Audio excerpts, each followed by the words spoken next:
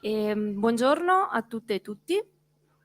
Do il benvenuto insomma a tutte le persone che stamattina hanno deciso di venire qua per questa iniziativa che è stata organizzata dal Coordinamento Politiche di Genere della Camera del Lavoro di Treviso e che avrà come oggetto, come potete vedere, il corpo.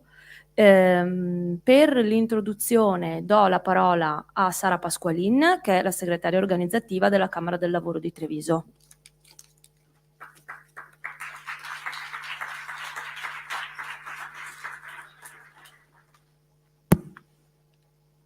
Allora, intanto buongiorno a tutte e a tutti e grazie per essere presenti qui in questa mattinata che cerchiamo di dargli un taglio, insomma, informativo e formativo. Come ha detto Rossana, questa mattinata è stata organizzata dal Coordinamento Politiche di Genere e abbiamo voluto continuare quel percorso di sensibilizzazione che negli ultimi anni stiamo portando avanti per cercare che, oltre all'interno della CGIL, ma anche all'esterno, si parli di genere, si parli di donne e si parli di politiche attive per fare in modo che non ci siano più queste differenze di genere nella nostra società. Io partirei, se siamo tutti d'accordo, con un minuto di rumore per le donne vittime di violenza di quest'anno, ma in realtà di tutti gli anni, perché ogni anno qui si fa un bollettino sui nomi. E vi chiedo quindi, come è avvenuto in tutte le piazze, un minuto di rumore per queste donne che hanno subito violenza, cercando di dare voce, cercando, anche se non ne conosciamo i nomi e le storie, di dare un segnale forte. Se avete notato, nelle piazze si cerca di usare le chiavi di casa o le chiavi dell'auto. In realtà sono le chiavi di casa. Il segnale è perché in teoria una donna nell'ambiente familiare dovrebbe sentirsi protetta. Ecco, io vi chiedo, chi ce le ha le chiavi ovviamente, se no il rumore lo facciamo con il resto, di fare questo minuto.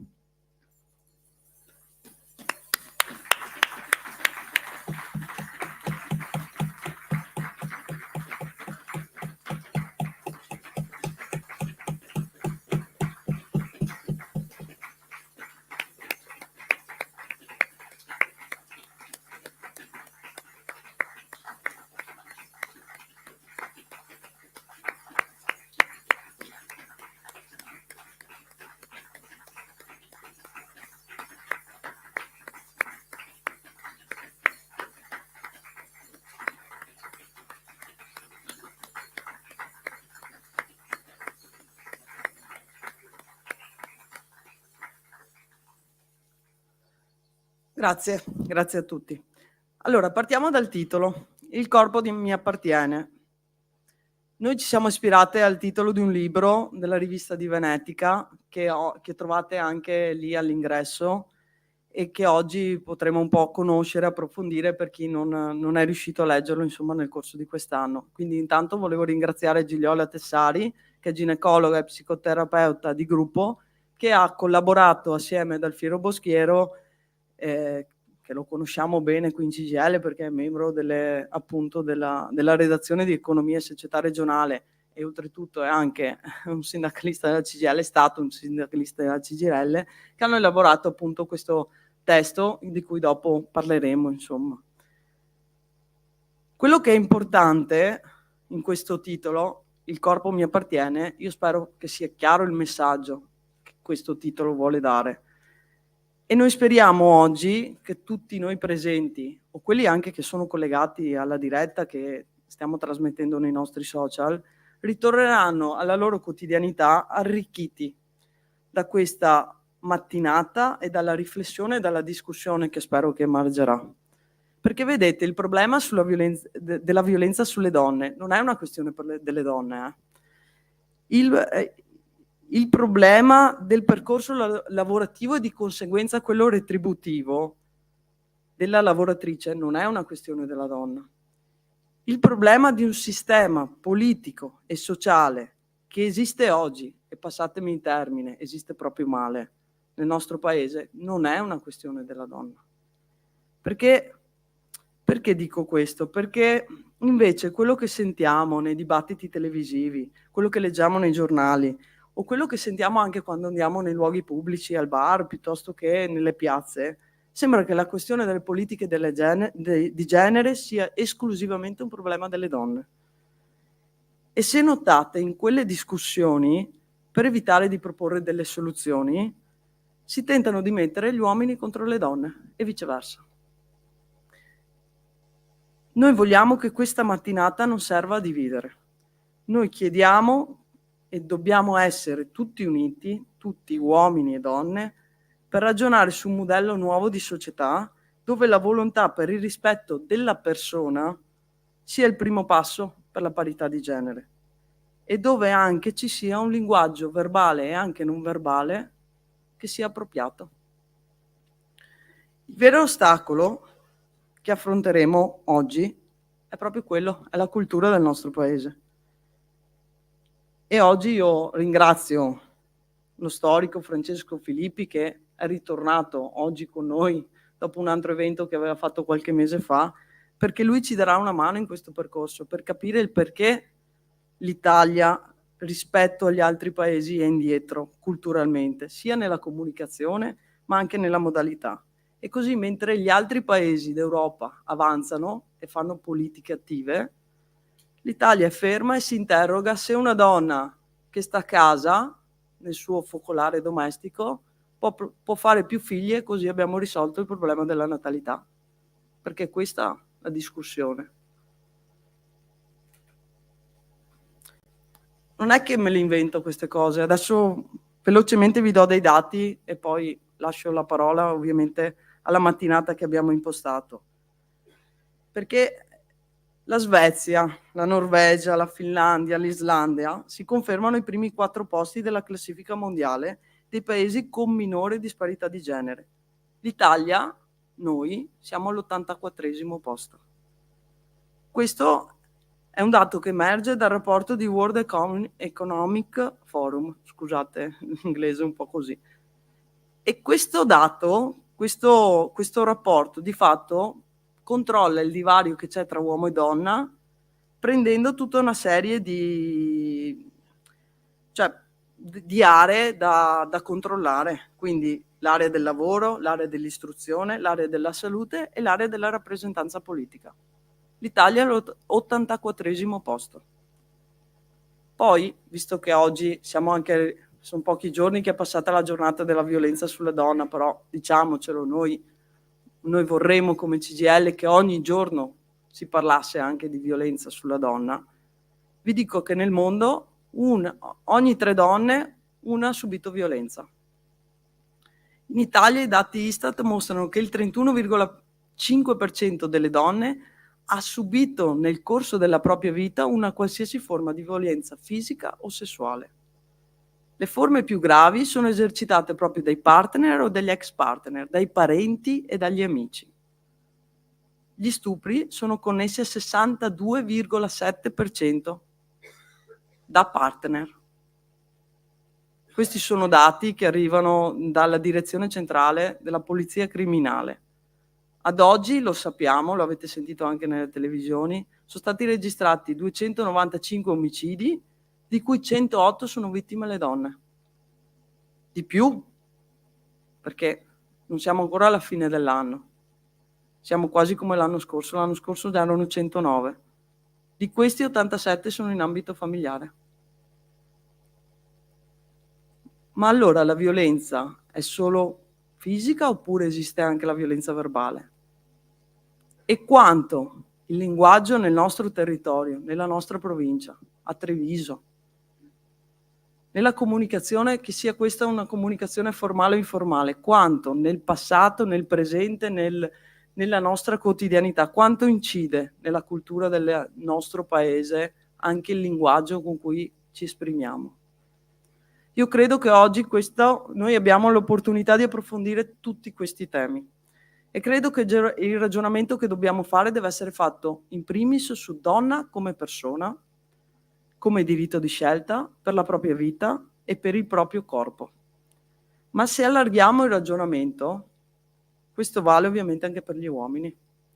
perché una società moderna deve saper includere, deve saper investire, deve rendere libere le persone di fare le proprie scelte. Certo, nel rispetto delle regole di convivenza con gli altri, perché siamo un paese democratico. Ma bisogna insegnare ai nostri figli, bisogna insegnare a tutti gli uomini e le donne che non può esistere nessuna forma di possesso e di violenza. Concludo questa introduzione con una frase di Eve Ensler, è una drammaturga statunitense. L'abbiamo conosciuta in realtà perché ha fatto l'opera I monologhi della vagina, è circolato anche abbastanza qua nel nostro paese. Eve dice: è la cultura che deve cambiare, la credenza, la storia e il comportamento che stanno alla base della cultura. Mettere fine alla violenza contro le donne non è una forma di altruismo o qualcosa che si fa come atto caritatevole. Non è neppure qualcosa che si possa stabilire per legge, anche se le leggi possono contribuire a proteggere le donne. Io vi auguro una buona giornata di discussione e soprattutto una buona cultura a tutti. Grazie.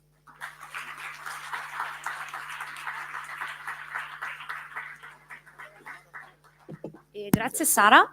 Io inizierei subito in realtà con far accomodare i nostri ospiti sul palco e invito quindi Gigliola Tessari ad accomodarsi sul palco e anche Francesco Filippi.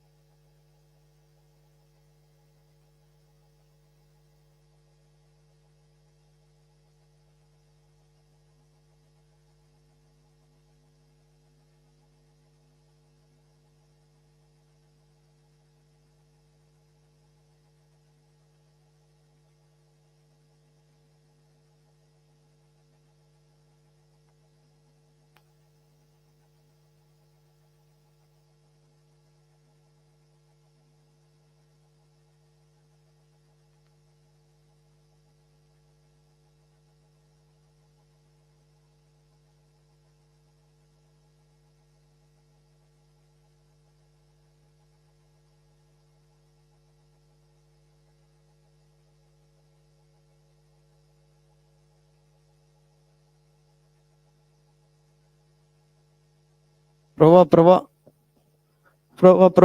A posto.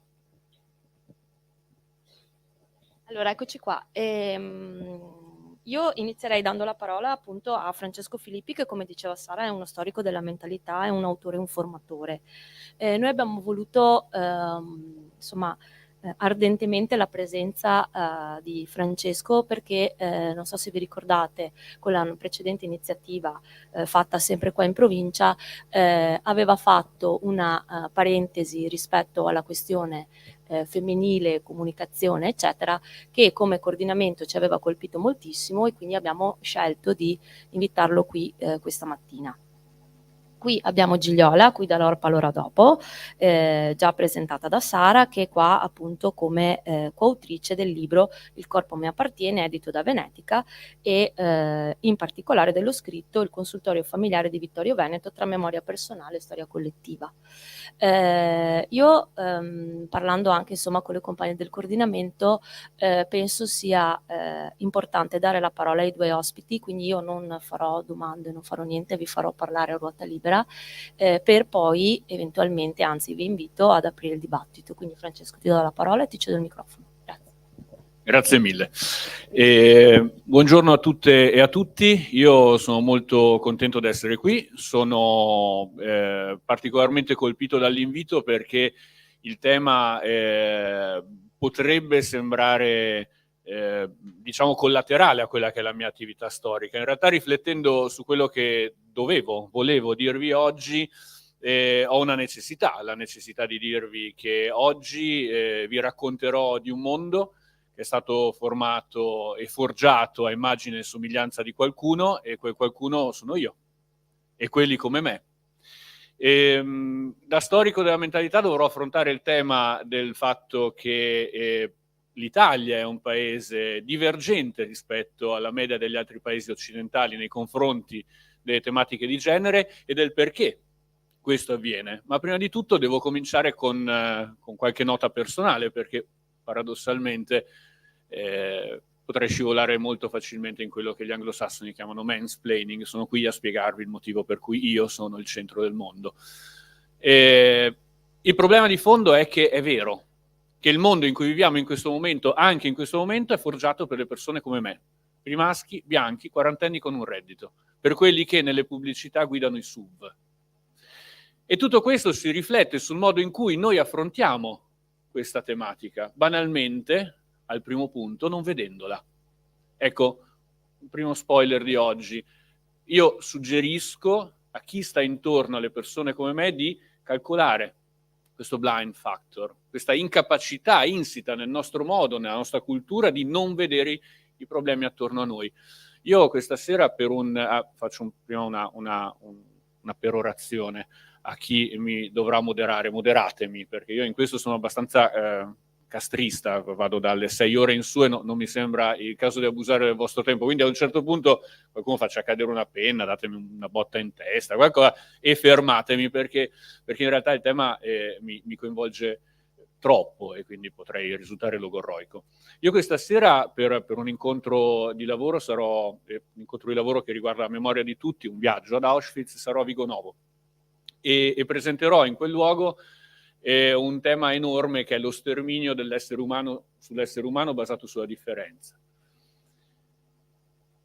E io comprendo il peso specifico di quell'atto, di quel momento in cui ad un certo punto accanto a tutti questi nomi ne è apparso un altro, quello di Giulia Cecchettin, e in qualche modo qualcosa si è rotto e si è fermato. E ho riflettuto su questo, perché alla fine i morti sono tutti uguali, le morti sono tutte uguali. Perché si è fermato? Perché con ogni probabilità, e lo dico senza ironia, io ho avuto amici come l'assassino. Io in qualche caso sono stato come l'assassino. Un bravo ragazzo, non un pazzo, non una persona deviante dalla società, ma il bravo figlio che tanti di noi vorrebbero avere, studioso, attento, capace, che non si rendeva conto che la persona, poi lo dirà il processo, che la persona che gli stava di fronte era una persona e non un oggetto, una parte del proprio possesso, volevo fosse mia. È questo che ci ha fatto impressione. Noi, maschi, ci siamo ritrovati all'interno di una categoria che di solito era diversamente calata. Sì, certo, le violenze familiari prodotte da appartenenti a culture diverse dalla nostra. Quante volte abbiamo avuto bisogno dell'aggettivo immigrato per giustificare una violenza che non sentivamo nostra? Invece no. E noi per una settimana questa violenza non l'abbiamo voluta credere, per una settimana abbiamo addirittura creduto alla fuga d'amore. E questo è parte integrante della colpa narrativa. La colpa giudiziaria sarà un'altra. La colpa narrativa invece ce l'abbiamo tutti. Mi sono anche scontrato sui social con delle persone che mi dicevano, dei maschi, che mi dicevano, io non ho mai ammazzato nessuno, io non ho mai alzato le mani su mia moglie, non ho mai proibito a mia figlia di vestirsi, io non ho fatto nulla, quindi io non c'entro. Ed è una grande confusione quella che è stata fatta su questo tema e si continua a fare. La differenziazione, la mancata differenziazione tra colpa e responsabilità. La colpa è l'atto che è ovviamente una conseguenza di un atto che noi compiamo direttamente. La responsabilità invece è la capacità di assumersi l'idea di non rimanere indifferenti di fronte a quello che sta accadendo ed è accaduto. Se io investo una persona con un'auto e non la soccorro, compio un reato e ho la colpa di quell'investimento. Se io vedo una persona che investe un pedone, non lo soccorre e scappa e nemmeno io lo soccorro, io ho una responsabilità in quello che è accaduto. Ho una colpa. Quello che noi maschi bianchi in questo momento stiamo commettendo è un'enorme omissione di soccorso, che viene da molto lontano. Noi siamo un paese, ed è stato accennato, che ad un certo punto ha avuto una divergenza nei ruoli e nei temi dell'universo femminile, e questa divergenza appare nel XX secolo, all'interno di un grande esperimento sociale brutale che è quello fascista. e che noi ci ritroviamo. Il fascismo è un esperimento sociale che vuole ridefinire le categorie degli italiani e lo fa attraverso una brutale operazione di maquillage che costruisce gli italiani maschi nuovi e di conseguenza le donne italiane. E noi abbiamo nella prima parte del XX secolo una brutale legislazione che fa sì che il nostro paese diverga da quello che è il moto di emancipazione femminile degli altri paesi.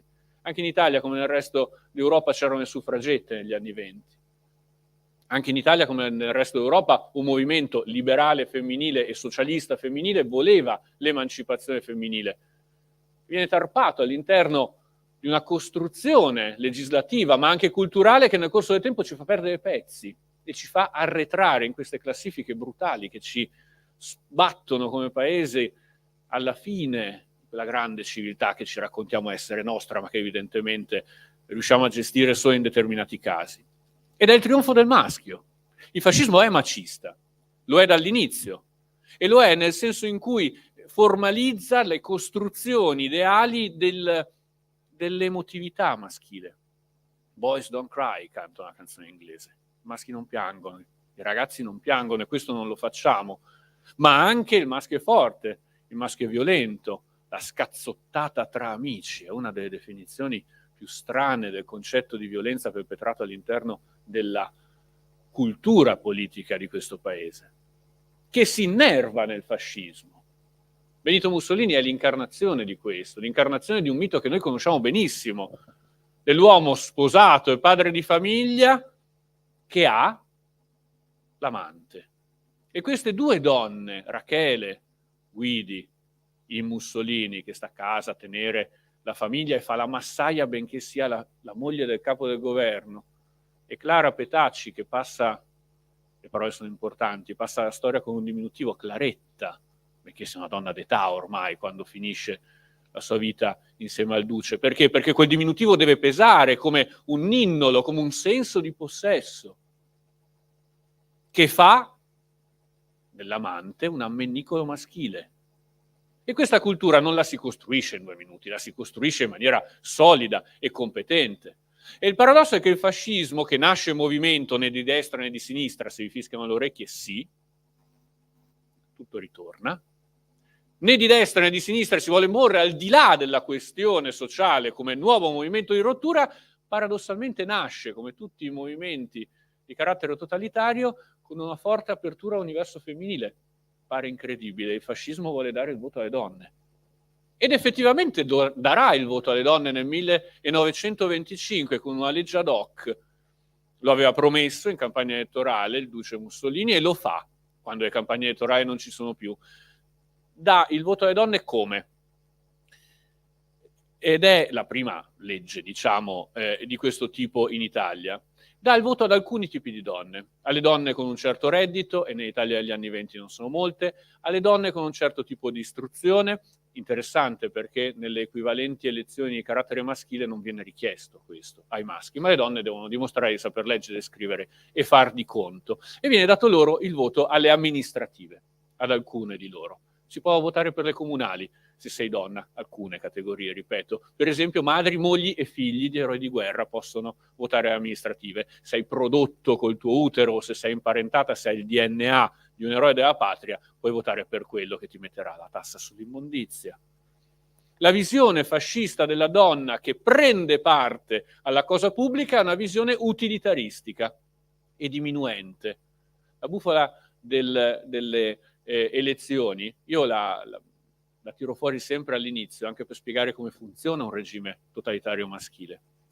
Si fa la legge alle comunali per dare il voto alle donne nel dicembre del 1925, state attenti al timing, perché nel febbraio del 1926 in realtà, ed è già in discussione, quindi nel novembre-dicembre 25 questa legge, si ha una enorme, molto più ampia, molto più organizzata riforma elettorale, che passerà alla storia come riforma podestarile, che nel febbraio del 26 agisce sui corpi elettorali e che cosa fa? Abolisce letteralmente le elezioni comunali. E in questo creando la perfetta parità tra uomo e donna, nel senso che toglie diritti anche agli uomini, ma nella propria gestione, questo per me è importante, una caratteristica di narrativa pubblica, su cui noi dobbiamo stare attenti, perché è una narrativa pubblica a cui siamo ancora soggetti. Aver dato il voto alle donne nelle comunali è propedeutico, aiuta a far comprendere ai maschi che le elezioni comunali non sono importanti e quindi le togliamo. Se è un'elezione in cui possono votare le donne, non conta veramente molto. E un regime totalitario che dà il voto alle donne e poi abolisce quel tipo di voto sta implicitamente dicendo se una cosa la può fare una donna, vuol dire che non è una cosa da uomini. L'elemento femminile ancillare utilizzato come grimaldello per la costruzione di uno stato totalitario maschile e maschilizzato. Il fascismo attacca pesantemente il ruolo della donna che negli anni '20 si sta strutturando, siamo il paese di Maria Montessori, e che vuole costruire un immaginario femminile che tecnicamente viene definito ancillare alla costruzione dell'uomo nuovo. Ora, ancillare è una bellissima parola, ma chiunque abbia fatto 2 mesi di latino al liceo sa che ancilla in latino significa serva. Il ruolo ancillare della donna è quello di non disturbare il conducente. Il ruolo ancillare della donna è quello di essere parte integrante di una costruzione maschile della società. Ancora una volta, proprio come nella lettura di Turetta, un oggetto, una parte di possesso, la mia ragazza, la mia donna. E lo fa con leggi brutali e pesanti. Nel 1926 le circolari ministeriali che cominciano a girare al Ministero dell'Educazione Nazionale, allora si chiamava, sono molto chiare. La riforma Gentile ha creato una gerarchia all'interno dei ruoli scolastici e questa gerarchia va preservata. La riforma Gentile, per esempio, crea i presidi come capi autonomi di elementi che sono gli istituti scolastici e quindi si proibisce alle donne di essere preside. Perché? Perché nei ruoli apicali non vanno inserite le donne. Il bacino di istruzione, anche per una in parte mal letta idea della donna come dispensatrice di cure, è un bacino lavorativo molto forte per l'universo femminile, specie per quanto riguarda le medie e le elementari, e quindi si attacca il diritto al lavoro femminile chiudendo queste porte. Alle donne sempre nel 26 si proibisce di insegnare latino e greco al classico, perché? Perché sono materie apicali, che creerebbero figure apicali e la donna non è una figura apicale. Si proibisce alle donne di insegnare matematica o scientifico, per lo stesso motivo si proibisce alle donne di insegnare filosofia. Questo in realtà, e mi preme sottolinearlo, perché il fascismo non inventa nulla, il fascismo titilla quello che già c'è nella società. E l'esempio della filosofia ce lo dimostra. Alle donne si proibisce di insegnare filosofia perché, indovinate un po', perché si ritiene che le donne non abbiano il cervello adatto, le capacità speculative biologiche per insegnare filosofia. Tant'è vero, ti dicono che non ci sono molte donne filosofe nella storia, e quelle che ci sono assolutamente divergenti rispetto a un modello omogeneo. Lasciamo perdere l'eterogenesi dei fini per il fatto, data dal fatto che Santippe, che era chiusa in casa a far da mangiare a quel bell'uomo di Socrate, non poteva fare filosofia perché non ne aveva il tempo. Lo dicevano gli stessi latini, primum vivere, deinde filosofari, e le donne impegnate nel vivere non ne avevano la possibilità, non avevano accesso. Ma non importa, c'è un razzismo biologico nei confronti delle donne che vengono viste come minori. E altre leggi si susseguono nell'universo legislativo fascista. Nel 1938 viene varata una legge che ha dell'assurdo da un punto di vista strettamente economico, che prevede l'espulsione diretta delle donne dal mondo del lavoro con il dato sancito che le donne non possano, nelle aziende con più di 10 dipendenti, essere più del 10% della manodopera, 1 a 10. È una legge, lo diciamo subito, sciocca, è una legge totalmente disattesa, perché un anno dopo scoppierà la seconda guerra mondiale, gli uomini andranno al fronte, le donne dovranno fisicamente ritornare nelle industrie, ma è una legge che ha un impatto enorme da un punto di vista culturale. Perché? Poi immaginatevi essere una ragazzina, no? Nel 1938.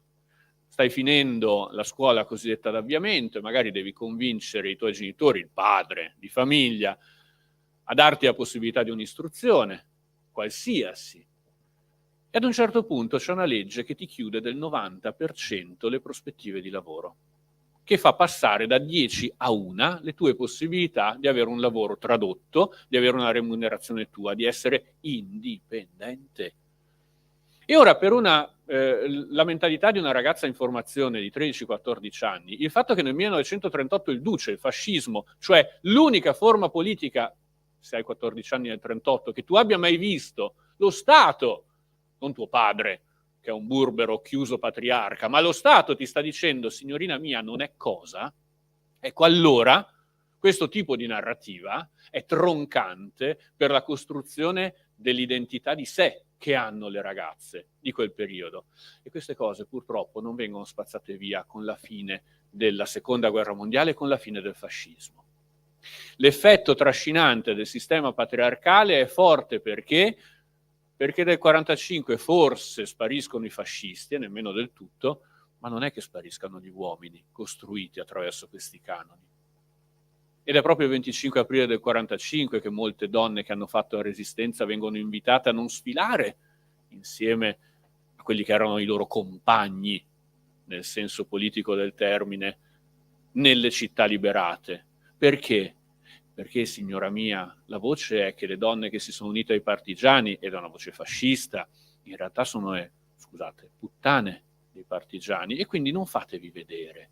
Tornate al vostro ovile, ricostruite quell'idea di famiglia che c'era prima dell'Italia fascista, che l'Italia fascista ha sancito attraverso regole sociali di modernità. Ricordiamoci che il fascismo ha raccontato la modernità agli italiani, e la modernità fascista è una modernità macista e maschile.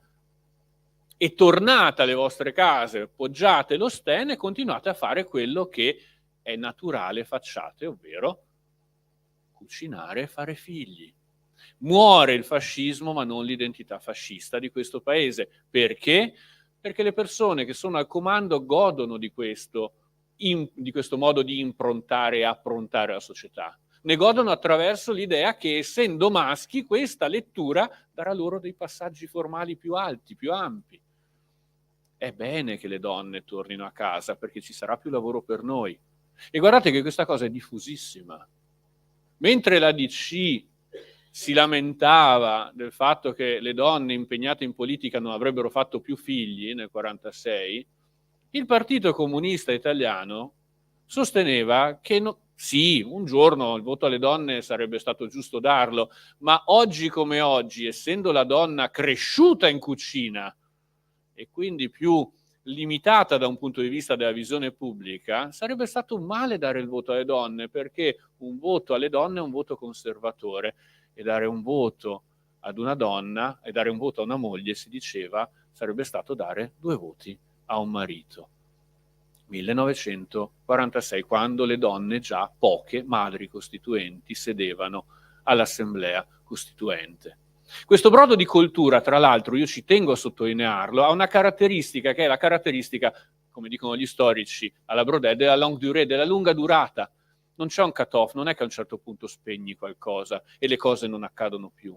Questo paese si è beato di una prospettiva macista e dopo gli anni 40 ha sviluppato la teoria dei telefoni bianchi o la teoria delle maggiorate, che negli anni 50 era la visione femminile tipica e topica, una sorta di Venere di Möllendorf con seni e fianchi grandi che sono chiari richiami fisici, biologici, razziali, a quello che era la funzione primaria, oserei dire unica, della donna, cioè la riproduzione. Ovviamente nella dicotomia che è ancora innestata tra gli italiani, la donna Rachele e la donna Claretta, che devono essere 2 e che quindi sanciscono l'ideale bigamia, possibilità di bigamia sentimentale dell'uomo. Questo è un paese in cui, a causa di questo stato inerziale, fino al 1960 le donne non possono aderire ai ruoli della magistratura. Perché? Per una serie di motivi, ma ci sono articoli che dicono, signori miei, come facciamo a nominare dei giudici donna? Come fa una donna, si diceva, a garantire 30 giorni al mese di lucidità per emettere sentenze? Se hai il ciclo mestruale non puoi fare il magistrato. 1960, qualcuno già c'era. 1981 viene abolito il delitto d'onore, che non è solo il delitto che scusa l'assassino che ti uccide se tu hai avuto un comportamento che può essere scatenante, ed è un comportamento che solo una donna può scatenare in un uomo. Non esiste il delitto d'onore maschilizzato. Perché? Perché è un sentimento, le donne non possono provare sentimenti violenti di possesso nei confronti dei maschi. Ma ricordiamoci che il delitto d'onore è un'attenuante generica anche per il fratello, il padre, il cugino, che uccide la donna che sta disonorando la propria famiglia. E quindi se io becco mia sorella con l'amante, mia sorella, non mia moglie, quindi non parte di un contratto coniugale che evidentemente ha a che fare con l'abigeato, cioè col furto di bestiame, ma che ancora nel XX secolo è strutturato nella cultura italiana, ma sto parlando di un rapporto familiare, mia sorella, che è un individuo altro da me, ma che compiendo un atto di questo tipo sta infangando il mio sangue, il mio nome. 1981, l'anno in cui sono nato io. Ed è del 2006 la riscrittura del codice penale che prevede lo spostamento del reato di stupro. 2006, c'eravamo tutti, quasi, credo. Scusatemi, 1996, non 2006, ho saltato 10 anni. Il governo Dini. Lo spostamento del reato di stupro in quello che è la categoria degli reati contro gli individui a quella che era la categoria dei reati contro la morale pubblica. In questo paese fino al 1996 violare il corpo di una donna era paragonato nel grande universo dei reati che avevano a che fare con il bestemmiare in piazza, fare pipì di fronte a un pubblico, fare writing, quindi sporcare i muri, eccetera. Reati contro la pubblica società. E se volete vi spiego anche il perché è una cosa che ancora noi oggi ci portiamo dietro. Vedete, nel 1930 il codice Rocco Mussolini, si chiama ancora così, ma d'altra parte abbiamo un presidente del Senato che si chiama Ignazio Benito Maria, quindi non me ne stupisco. Nel 1930 l'attuale codice civile penale in vigore, il codice Rocco Mussolini, stabiliva, come tutti i codici moderni, una suddivisione sociale tra, diciamo, abili e quindi pienamente consci e aventi tutti i diritti e doveri sociali e non aventi pieni diritti e doveri sociali. Sostanzialmente gli adulti che hanno pieni diritti e doveri sociali e che quindi vanno processati in conformità con le leggi e i cosiddetti minori. Ora, nella categoria dei minori, molto chiaramente, ci stanno tutti quelli che, per un motivo o per l'altro, per lo più biologico, razzismo biologico, non hanno la possibilità di aderire al consesso sociale normale. Chi fa parte di questo grande gruppo di minori, di cui la società deve prendersi cura, perché la società moderna si prende cura dei minori, e vabbè, è presto detto, quelli sotto i 21 anni nel 30, quelli sotto i 18 oggi. Non hai piena coscienza di te, non puoi votare, non puoi esercitare i tuoi diritti, non hai la stessa imputabilità, tant'è vero che l'Italia si dota di un tribunale dei minori che deve processare quelli che hanno meno di 18 anni, una corsia preferenziale. Poi tutti quelli che per ragioni fisiche o intellettive non possono esercitare i propri diritti, in una parola che richiama, molto brutale, che per fortuna non si usa più, perché le parole hanno un peso, o se ce l'hanno, quelli che una volta venivano chiamati minorati, cioè coloro i quali per impedimenti fisici o intellettivi non possono aderire. E poi c'è anche l'altra categoria non categoria, che non ha i pieni diritti sociali, che è quella di chi non può espletare per ragioni biologiche tutto quello che un cittadino può espletare, e cioè le donne, signore e signori. Le donne che non hanno la pienezza dei diritti civili, per una questione sociale. Nel 1930 lo dareste il voto a uno di 12 anni? Beh, ragioniamoci. Lo dareste il voto a una donna? Beh, ragioniamoci. La società si deve prendere cura dei minori, la società deve proteggere i minori, paternalisticamente appunto, padre di famiglia. Ed ecco perché lo stupro era un delitto contro la pubblica morale, perché chi violava il corpo di una donna per prima cosa violava il patto sociale implicito che vincola tutti noi adulti, maschi, bianchi, cis, a rispettare i minori. Stupro una donna, quindi ho tradito i miei compagni, oserei dire camerati, di genere. È brutale questo. Perché? Perché ancora stiamo parlando dell'oggettivizzazione di un corpo che non ha pienezza di diritti. Io violo una donna e quindi ho fatto un torto alla mia società, non ho fatto un torto a un individuo, a un essere umano. E guardate che quando nel 1996 questo si sposta, anche qui abbiamo il fattore inerziale brutale che possiamo ritrovare ancora oggi a livello di visione pubblica di quello di cui stiamo parlando. E io spero ci si renda conto di ciò, perché l'idea che la donna sia minore e da proteggere ha un corollario brutale, che per esempio ci costruisce tutta quella narrativa da bar per cui sì, è vero, sei stata violata, ma aiuta la società, che non può essere ovunque, ad aiutarti. Tradotto, sì, è vero, ti hanno violata, ma cosa ci facevi a quell'ora in quel quartiere notoriamente pericoloso, vestita in quel modo che può essere provocante? La minorizzazione della vittima è l'anticamera della colpevolizzazione della vittima, ed è una cosa che non è stata tolta dal nostro codice penale nel 1996, visto che giornali di qualche giorno fa riportavano l'idea che l'ex fidanzato innamorato, che quindi ha diritto ad accedere all'intimità di una donna, abbia compiuto un atto di violenza. Se ancora oggi nei nostri giornali locali e nazionali troviamo titoli agghiaccianti del tipo ubriaca stuprata da 2 amici.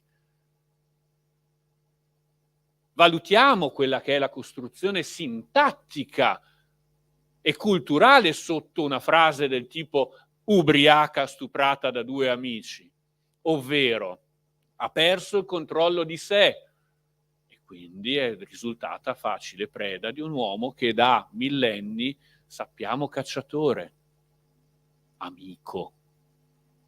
Non sei un violentatore, sei un amico che ha colto un'occasione che non dovevi cogliere perché la società, ahimè, te lo proibisce, ma se lei è ubriaca. Decine e decine di messaggi in questi giorni sono arrivate anche sulla mia pagina social dicendo io non ho stuprato nessuno e quindi non è colpa mia.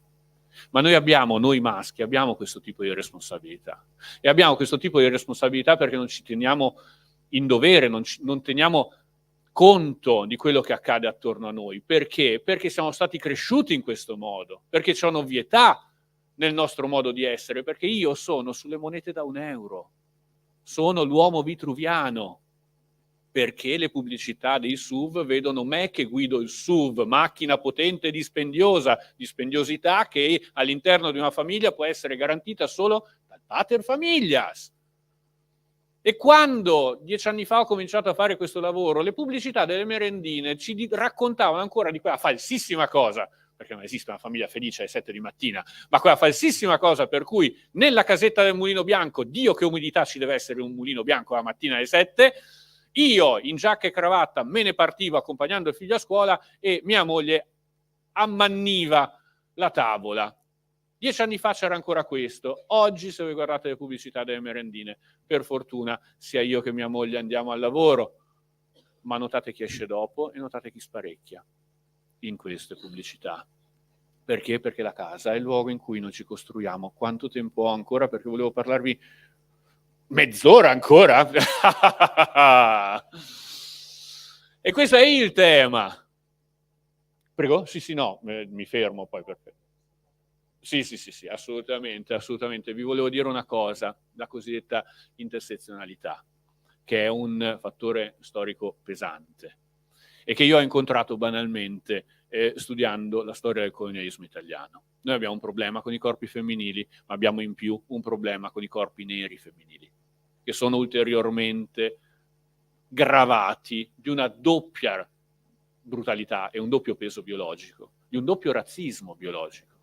Le donne sono inferiori, le donne nere sono ulteriormente inferiori.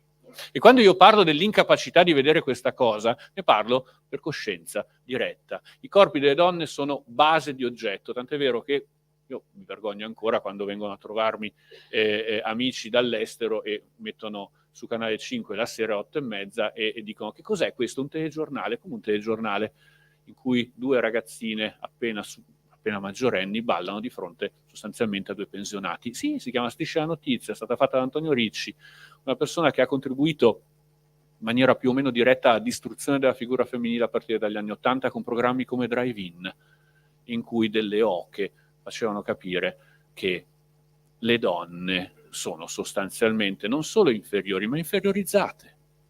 Ora, io guardavo Drive-In negli anni '80 con mio padre, io sono trentino, quindi sono etnicamente democristiano, ma siamo a Treviso, non devo spiegarvi che cosa significhi la DC nel DNA, giusto? E anche se è morta da anni, appunto, la longue durée anche di questo caso. E mio papà era un uomo del Novecento, era un contadino trentino attaccato alla pietra e alla terra, e aveva la sua particolare costruzione, culturale, tale per cui mio papà mi proibiva di guardare Drive-In la sera. Guardavamo un attimo insieme, ma Drive-In no, perché ci sono le signorine nude e il suo pudore democristiano non me le faceva guardare. Punto interessante, mio padre era fatto così. Poi guardavamo molta TV noi, io sono un teledipendente e tutta la mia generazione millennial è teledipendente da parte di queste TV commerciali, buonanima. E noi invece guardavamo altri film, per esempio quelli di Bud Spencer e Terence Hill, che sono un bellissimo distillato di patriarcato in cui persone fisicamente atte a farlo, maschi fisicamente atti a farlo, risolvono i problemi a sberle. Io sono cresciuto così, ed era una cosa molto bella, era una cosa buona e giusta, e io guardavo questi film con mio padre, abbracciati, ed è uno dei momenti più belli anche della mia infanzia. Mio padre non c'è più ed è un ricordo che mi porto dietro. Poi studiando appieno le tematiche di genere da maschio, mi sono reso conto di una cosa: molti di questi film, per esempio, sono tutti film per famiglie ovviamente, sono costruiti in luoghi esotici, sono raccontati in luoghi esotici. E ce n'è uno, per esempio, mi pare si intitola Io sto con gli ippopotami, in cui c'è una Africa degli anni '70 appena decolonizzata, in cui gli attori della storia sono maschi e attorno c'è altro. E è maschio ovviamente l'antagonista, è maschio il protagonista. Io guardavo questi film fantastici, ad un certo punto alla fine di questo film c'è Bud Spencer che ovviamente risolve da par suo la questione, cioè con una grande scazzottata in cui lui vince. Io, bambino emozionato, guardo questo, mi sento quasi di ringraziare Bud Spencer per questa cosa. Lo fanno al posto mio quelle che erano le quinte di ambientazione, cioè le popolazioni nere di quest'Africa decolonizzata ma non troppo, che grazie all'omone bianco che le ha aiutate sono libere e quindi corrono da Bud Spencer ad abbracciarlo, a baciarlo. E chi fa questo? Le ragazze del villaggio, che sono ovviamente vestite in maniera anacronistica con gonnellini di paglia. Porca miseria, sono le Samoa che hanno i gonnellini di paglia, non è che tutti quelli che abbattano fuori dalla marca trevigiana devono avere il gonnellino di paglia, impariamolo questo, si chiama etnologia. E queste ragazzine abbracciano quest'uomo ovviamente volitivo, grande, con la barba, lo baciano in bocca e sono ovviamente nude dalla cintola in su. E sono ovviamente impuberi, sono 11-12 anni, hanno dei seni appena accennati e lo circondano con affetto. E io lì, a 40 anni suonati, rivedendo quella scena, ho notato una cosa, che non avevo mai visto quei corpi, che sono sessualizzati e che sono corpi di bambine sessualizzate. E ho pensato, voi vi immaginereste un film per famiglia in cui vostra nipote, che è in seconda media, corre a petto nudo ad abbracciare un pensionato sovrappeso? Io ci ho messo 20 anni a notarlo, 30 anni a notarlo, e questo lo dico non solo perché in generale i corpi neri sono meno visibili, ma perché i corpi neri femminili sono doppiamente invisibili. E un uomo come me, che si è sempre ritenuto aperto al cambiamento e alla capacità di notare altro, non dico mio padre, non dico i censori degli anni '80 che definivano questo un film per famiglie, ma dico io, non avevo mai notato che quelli fossero corpi di esseri umani sessualizzati. Ecco, io concludo questa tirata di cui mi scuso, che è stata un quadro di storia per capire a che punto siamo ora, con due appelli. Il primo, il mondo cambia anche attraverso le parole. Oggi noi ci siamo salutate dicendo buongiorno a tutte e a tutti. Questa cosa 5 anni fa non si faceva. E qualcuno dice uffa, e lo schwa, eccetera. E invece noi siamo ancora il paese in cui tutto passa attraverso la lingua, forse perché abbiamo grande voglia di chiacchierare. E siamo ancora il paese in cui la maestra è quella che ti pulisce il moccio alle elementari, mentre il maestro è colui il quale è arrivato ad una costruzione del proprio lavoro, pensate al maestro appunto del lavoro, tale per cui ha dignità. Siamo ancora il paese in cui il segretario è colui il quale dirige grandi associazioni o corpi intermedi come i partiti, mentre la segretaria è colei la quale porta il caffè al segretario. Siamo ancora il paese in cui qualcuno usa il termine signorina, che è un'invenzione potentissima, che contemporaneamente ricorda alla donna la propria minorità, Ina, e la propria inadeguatezza allo sviluppo naturale. Non sei sposata, non hai figli, quindi non sei una domina, una signora. La lingua porta il nostro modo di vedere. Ecco perché è importante stare attenti a questo, perché si dice attraverso la lingua io so che esisti.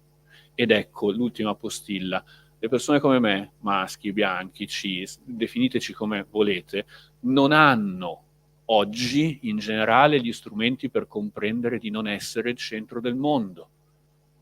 Se volete che questa battaglia sia veramente una battaglia sociale, fate notare che questa battaglia coinvolge tutte e tutti, compresi noi, e non perché siamo padri, mariti, figli, non perché abbiamo bisogno di un utero accanto per comprendere che siete esseri umani, ma perché anche noi siamo esseri umani. La barca è stretta, ci viviamo tutti e abbiamo bisogno che questa barca sia accogliente per tutte e tutti. Grazie, scusate della lunghezza.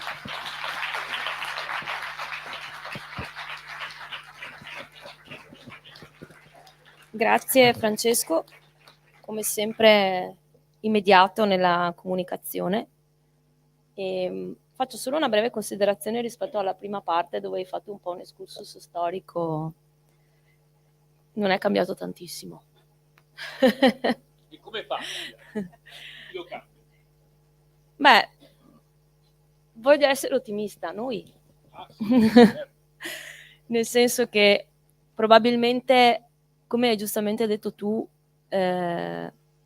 Giulia ha portato uno scossone per i motivi che dici tu, ma probabilmente, e spero, sia una strada che noi abbiamo iniziato a percorrere e continueremo a percorrere su quello che è il concetto di corpo femminile e sul fatto che siamo persone, non corpi, non oggetti, non orpelli. Lascio la parola a Gigliola per il suo intervento che ci farà vedere, credo, il corpo della donna da un altro punto di vista diverso, diciamo, da quello che ci ha fatto vedere fino. Intanto grazie, perché sì, questo excursus storico è stato interessante e coinvolgente. Avevo già letto qualcosa del tuo libro Il fascismo ha fatto anche cose buone, un libro interessantissimo, anche nel capitolo qui chiede appunto se il duce è stato femminista, se è molto, molto bello, molto puntuale.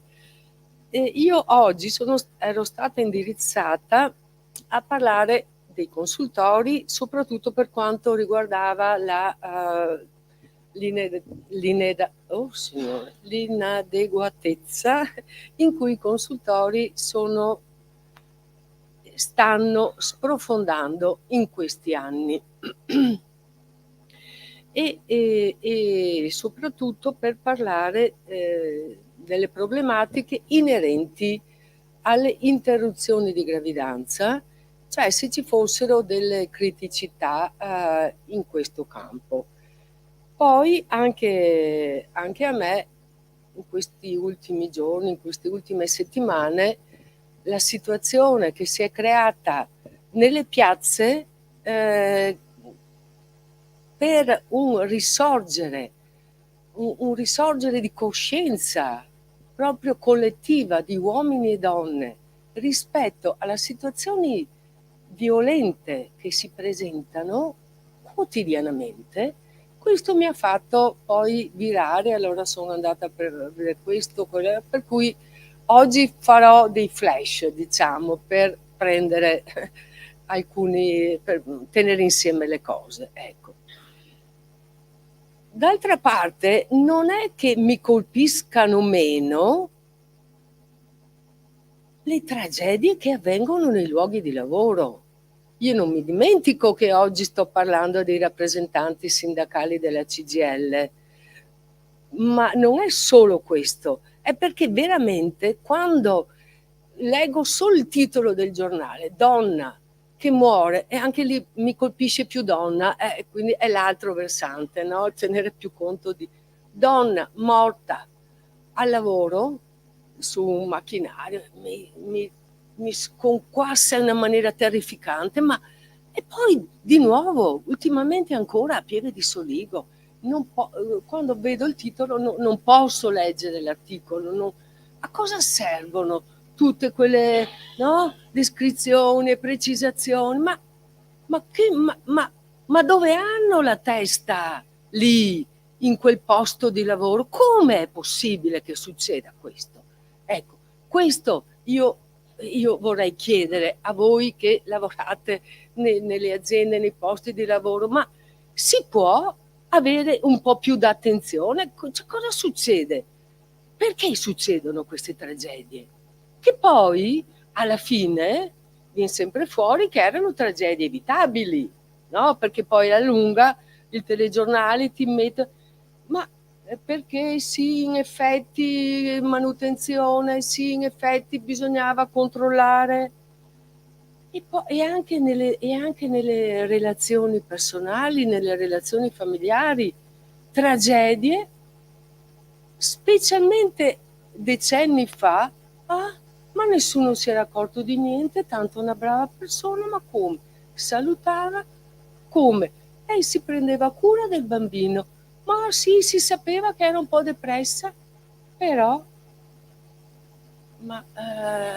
ci rendiamo conto che non siamo in grado di porre attenzione alla vita, alle situazioni minime di sicurezza in cui tutti ci troviamo. Può capitare a tutti, a chiunque, una tragedia evitabile. E d'altra parte, quello che abbiamo appena sentito mi ha fatto ricordare il discorso che gli uomini si chiamano fuori, no? Non so quanto i datori di lavoro si chiamano fuori, questo lo chiedo a voi. Scusate, questo io non posso saperlo, ma certo che gli uomini si chiamano fuori nelle relazioni familiari. Mi ha fatto ricordare che circa 20 anni e si tirano in campo gli immigrati, no, proprio per nascondere la propria violenza. Proprio un caso concreto, una ventina d'anni fa mi trovavo a Sacile con mia figlia di 18-20 anni nell'ennesimo calzaturificio calzaturificio, dove facciamo i posti dove chi vende scarpe? Calzaturificio, non è dove si fabbricano, vabbè. E perché lì quando c'era da comprare un paio di scarpe bisognava fare il giro di tutte le cose, vabbè. A un certo punto c'era una radio che parlava, no? E parlavano di un fatto di cronaca successo proprio lì a Sacile o dintorni in quei giorni o il giorno stesso. Allora, un uomo aveva trovato la moglie incinta, mi ricordo se tra il quinto e il settimo mese, uccisa. Mi pare ci fossero altri 2 figli, se non sbaglio, e l'uomo evocava una dinamica tale per cui chiamava in causa degli immigrati albanesi, questo me lo ricordo bene. E io ricordo pure che ho detto, ma immigrati albanesi? Cioè nel racconto c'era qualcosa che non mi andava, però il commesso, anche lui andava dietro a sta cosa, sì, gli albanesi, gli immigrati, la violenza. Io ho cominciato a dire, ma no, c'è qualcosa che non va, ma come mai un uomo trova la moglie tutto chiuso, incinta con 2 figli. Perché mi è entrata che questa cosa aveva qualcosa di strano? Perché poi è venuto fuori in effetti che l'uomo non voleva che la moglie continuasse una terza gravidanza. La moglie lavorava e evidentemente un'altra gravidanza, un altro figlio, creava una situazione insomma che a lui non comodava. Ecco, e non ha retto, per carità. Qua non si regge e qua non voglio ripetere cose già dette. Allora, negli anni 70 le donne sono scese in piazza per denunciare gli aborti clandestini, sì, per denunciare la situazione grave in cui versava la salute e la vita delle donne, perché in quegli anni la mortalità materna e quella infantile erano le più elevate in Europa e denunciavano gli aborti clandestini che non potevano essere che clandestini perché non c'era altra possibilità, non c'era contraccezione, non c'era alba di come poter evitare gravidanza con conoscenza di un minimo di fisiologia, no? Per cui le donne sono state molto coraggiose anche nella denuncia di queste situazioni, perché era un reato penale l'aborto clandestino, allora. Però le donne, e questo mi ha emozionato rivederlo in queste ultime manifestazioni, facevano, specialmente quando erano in gruppo, un altro gesto. Un gesto, non un altro, un gesto. Eccolo là, guardatela.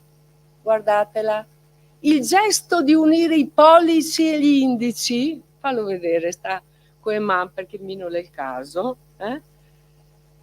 e l'ho rivisto in queste ultime manifestazioni e ho detto, ma finalmente le donne hanno ricominciato a dire chiaro che l'accesso al loro corpo non è consentito senza la loro volontà. Pensiamo se l'accesso alla loro vita. Però queste donne, e poi mi ha colpito che erano mani di donne giovani. Mi ha molto colpito proprio la chiarezza di queste dita rosee, molto giovani. Fanno parte molte di loro del nuovo movimento femminista, non una di meno, che veramente si sta facendo apprezzare e sentire, e questa cosa è fondamentale per cambiare, scusate, per cambiare la situazione, perché ancora una volta sono le donne che devono mettere gas nel motore, no? Come si dice. Donne che ribadiscono la loro unitarietà di persone. Siamo corpo e mente insieme. Ci siamo, ci apparteniamo e anche ve lo diciamo. Però no, non ve lo spieghiamo per piacere. Qua dovete uomini arrivarci da soli. Perché noi donne abbiamo fatto un percorso di autocoscienza, sì, nei gruppi femministi degli anni 70, per tutti gli anni 70, ma abbiamo patito sulla nostra pelle, sui nostri sentimenti, sulle nostre angosce di tutti i giorni, le situazioni di violenza a livello personale, familiare, sociale e comunitaria.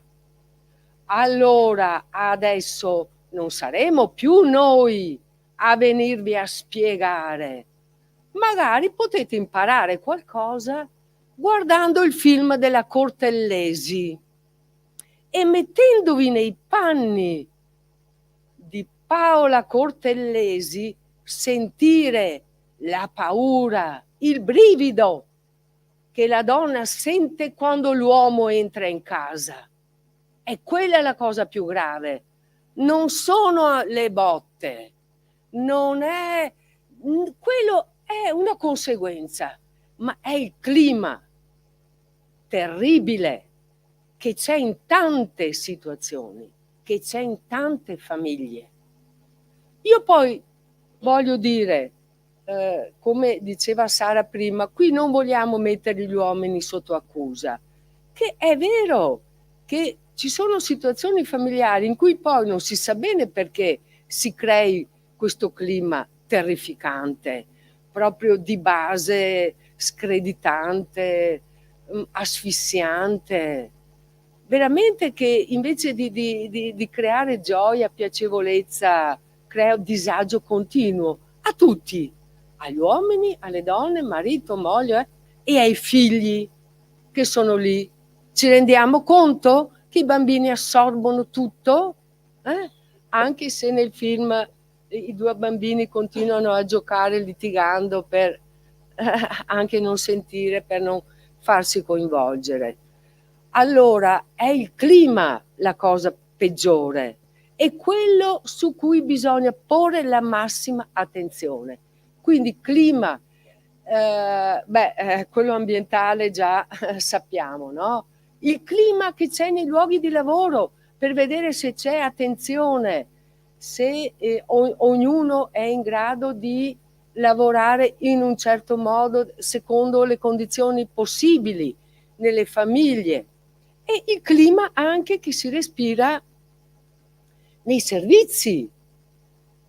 Su questo dirò qualcosa rispetto ai consultori familiari, che non a caso sono stati istituiti nel 75 con la legge 405. Dicevo prima all'inizio, una breve intervista che ho fatto, non so neanche perché, a dire la verità, ma mi ha detto di dire in brevi parole di cosa avrei parlato, vabbè. E ho dimenticato di dire, in effetti, la cosa fondamentale, perché io non avrei tante cose da dire.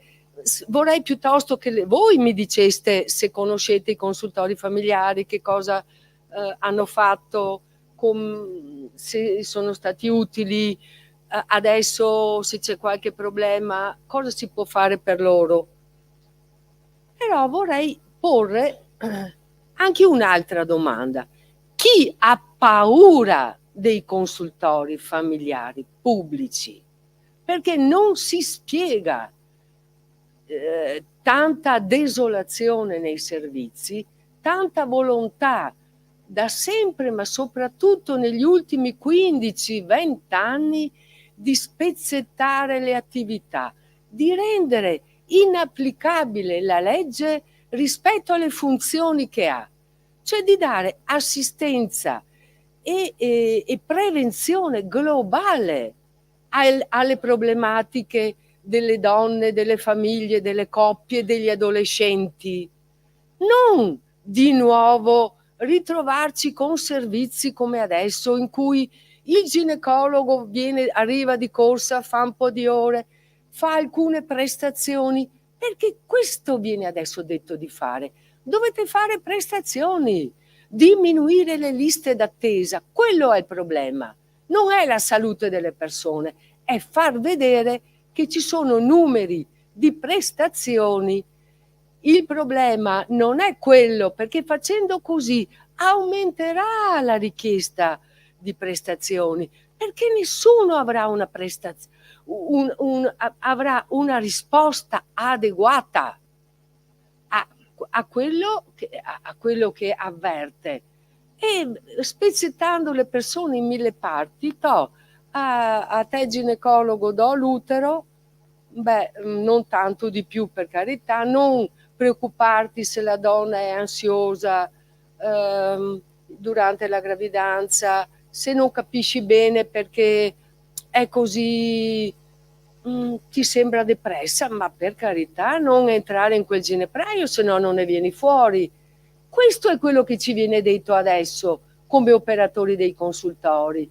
Quando, questo l'ho delineato nel mio scritto di Venetica, ma poi trovate tante cose anche negli altri scritti, questo veniva chiesto giustamente negli anni 70 attraverso una legge che è nata grazie appunto a questo movimento che faceva presenti quali fossero le problematiche, e questo a livello trasversale tutte le donne si sono ritrovate, di tutte le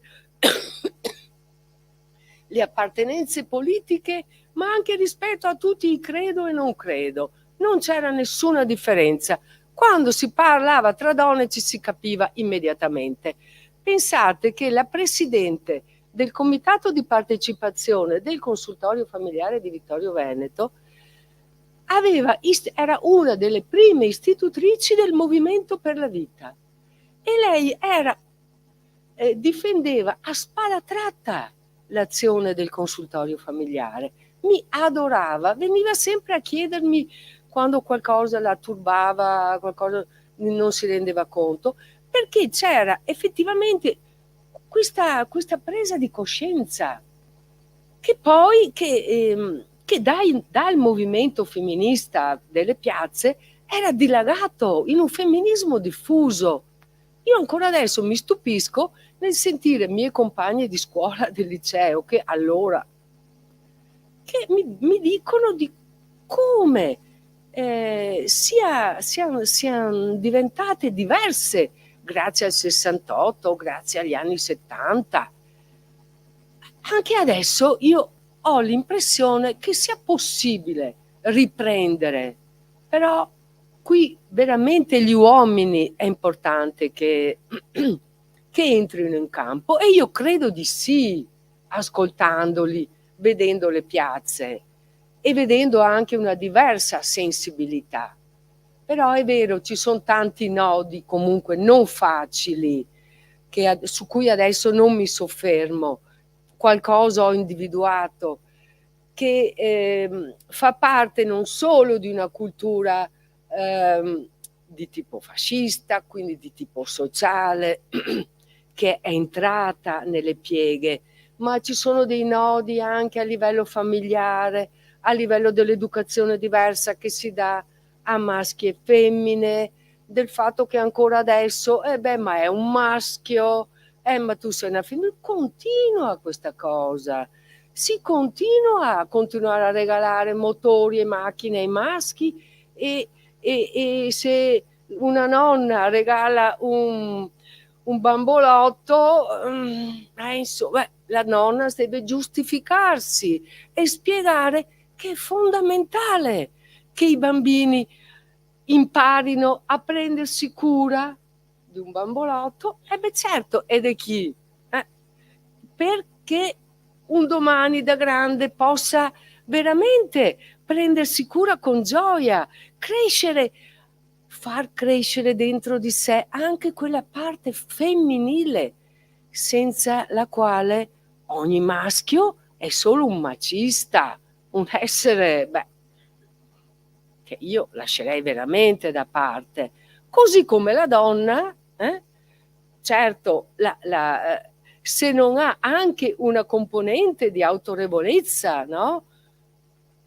Devo dire di mascolino, ma posso dirlo, non c'è nessun problema. Non è un problema che le donne assumano anche questa parte, ci deve essere nella vita, nel loro ruolo, nel loro lavoro. Questo non le rende meno femminili, perché l'autorevolezza in una donna anche, secondo me, fa parte della sua completezza e anche della sua piacevolezza, così come per gli uomini essere gradevoli, no? Ecco, allora, non so quanto tempo ho parlato? Menti? Allora, dirò adesso ancora qualcosa sui consultori, perché sui consultori familiari. Cioè, a cosa, magari per chi non conosce tanto, no? E perché oggi che si parla del corpo? Perché proprio in consultorio, nei vari momenti della vita, dell'evoluzione psicosessuale, quindi pubertà, adolescenza, poi maternità, paternità, menopausa, le persone, i giovani e anche le donne, soprattutto durante la menopausa, mi hanno fatto comprendere tante cose, perché hanno portato un io corpo, c'è proprio un io corpo. Scusatemi della citazione, Freud dice che il primo io è corporeo, ma volevo tralasciarlo, invece vabbè. Un io corpo, cioè la parte fondante, che è dolente, ribelle, avvilita, ma anche gioiosa e ricca di aspettative, ma sempre io ho visto corpi avidi di libertà. Soprattutto se lasciamo un attimo di tempo. Cioè la persona presenta una richiesta, un problema, ma lasciamo un attimo, guardiamoci, chiediamo come sta. Questo è sempre stato il mio approccio, ma non perché io sia, come si dice, una buonista, ma perché per capire qualcosa, anche se sono ginecologa, anche se dovevo fare il lavoro di ginecologa, io devo capire come una persona sta per comprendere poi tutto il resto, perché altrimenti cosa ne so io di dove si va a inserire il sintomo, da cosa può dipendere e via, no? Quindi lasciare un attimo, perché così si può anche avvertire da parte di ogni operatore, ogni professionista, e se c'è un'urgenza, che le prime parole, le prime cose dette in libertà sono le più importanti per poter valutare cosa c'è. Attenzione sempre a quelle, in modo da vedere le difficoltà prima che si coagulino, prima quindi che prendano il sopravvento, prima che esplodano. Questo perché non voglio mettere in croce nessuno quando esplode il problema, però certo c'è una grave mancanza, e questa è grave da tutti i punti di vista, non permettere questi tempi e queste possibilità di continuamente pensare alla prevenzione. Bisogna vedere prima, evitare che tutto quello che sta circolando, come quello che sentivo in quel negozio, no? Che io sentivo che non funzionava.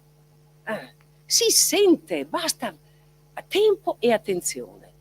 Addirittura, e questo mi ha dato molto coraggio, il presidente dell'Ordine di Medici alcuni mesi fa ha fatto proprio un appello ai medici dicendo che devono dare tempo ai pazienti. Figurarsi, il presidente dell'ordine, che è responsabile anche di come i medici lavorano, che devono essere veloci, efficienti, sbrigarsi, via, poche storie. Dovete dare tempo, finire con questo massacro. È definito massacrante la tempistica e la modalità di erogazione delle prestazioni. Non sono io, il presidente dell'ordine, Filippo Anelli. E i medici si stanno muovendo molto su queste cose.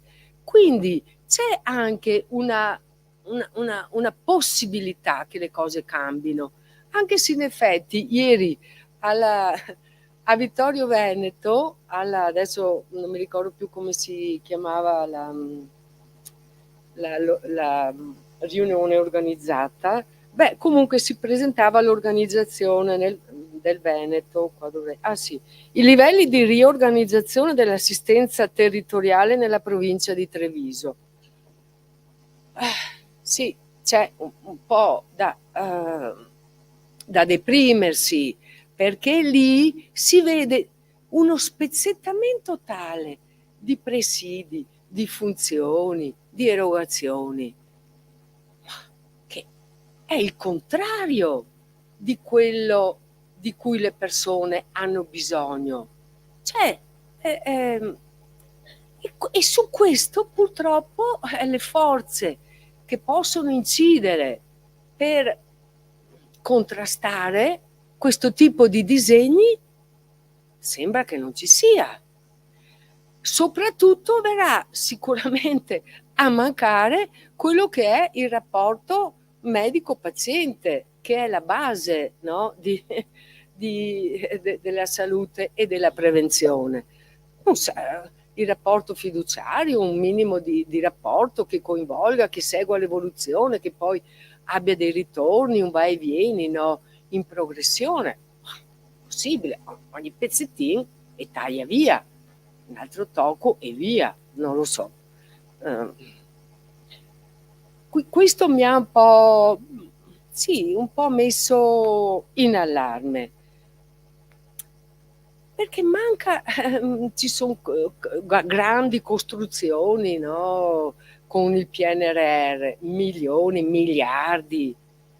Il consultorio aveva 4 mura, tra l'altro negli anni a Vittorio Veneto, nella prima sede, con una caldaia che spesso e volentieri te lasciava, quindi anche era freddina, dovevo accendere una stufetta perché le persone potessero, insomma, dovevano spogliarsi, la stanza era bella grande, è una bella stanza luminosa, però era vicina alla torre dell'orologio a Serravalle, però ecco, sì, quindi non è che fosse, però era percepito il consultorio dalle persone come il luogo della salute. Arrivavano lì piene di entusiasmo, si passavano parola e parlavano e dicevano. E questo quindi è una cosa che dà forza, no? Poi agli operatori, perché man mano è nell'intreccio che si crea la possibilità di creare obiettivi per la salute, di pensare a programmi di prevenzione, di preparare gruppi, quindi gruppi per la gravidanza subito, fin dai primi mesi, e ancora adesso niente, sempre gli ultimi mesi, ma no, ci vuole niente per capire che è nei primi mesi di gravidanza che bisogna cominciare. Ma cosa c'entra il parto? Quello alla fine si arriva. Ma le coppie hanno bisogno subito. Le donne vengono sgomente, ma anche quelle che hanno cercato la gravidanza. Vengono in consultorio, dottoressa, sono incinta. Signora, ma l'ha cercata questa gravidanza? Sì, ma e allora? Non so perché si sentono scombinate o secondo loro non si sentono come dovrebbero essere, piene di gioia, sprizzare felicità. Forse si vergognano di presentarsi così, di non mostrare.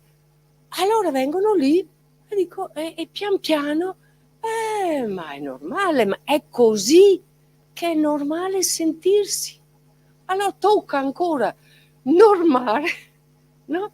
Le situazioni che altrimenti vengono nascoste, così come le donne nascondono, non fanno capire di avere paura del marito, di avere paura di perdere il posto di lavoro, di avere paura di cosa gli succederà in gravidanza, di cosa gli succederà quando torneranno al lavoro. Questa, ecco, è per esempio una cosa che io ho trovato tremenda. Possibile che durante la gravidanza, negli ultimi 10, 15, 20 anni, le donne che si presentavano cominciavano ben presto, dopo il primo, non so bene come mi sento, no?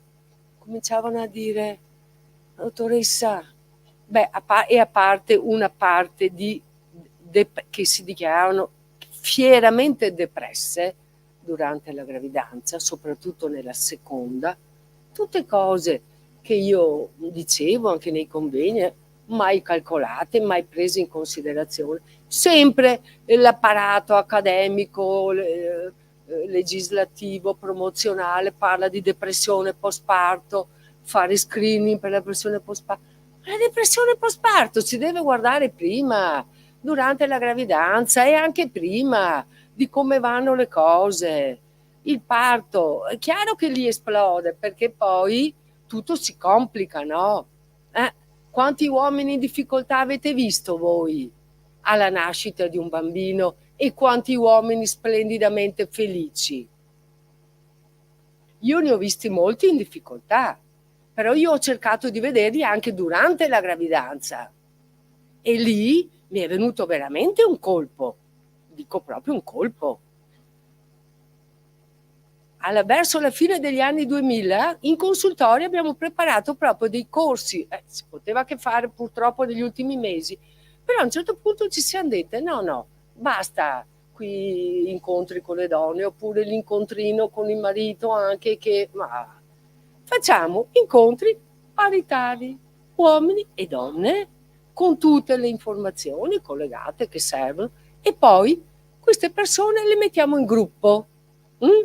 Che possano dire la loro però, altrimenti cosa si può capire? Se gli fai la lezioncina bella, stupenda, io ho sentite anche durante la gravidanza di mia figlia ultimamente, bellissime lezioncine, ma non dicono niente, perché le persone non possono appigliarsi a qualche spunto.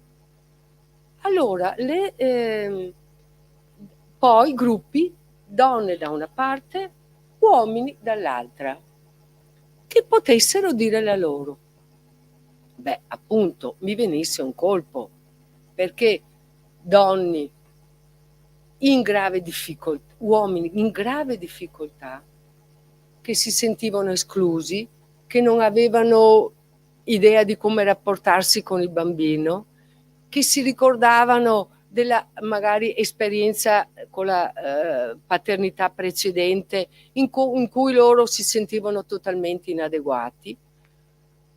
Qualcuno che diceva ma se dicono che il bambino è della mamma per i primi 2 anni, ma io cosa ci sto a fare lì?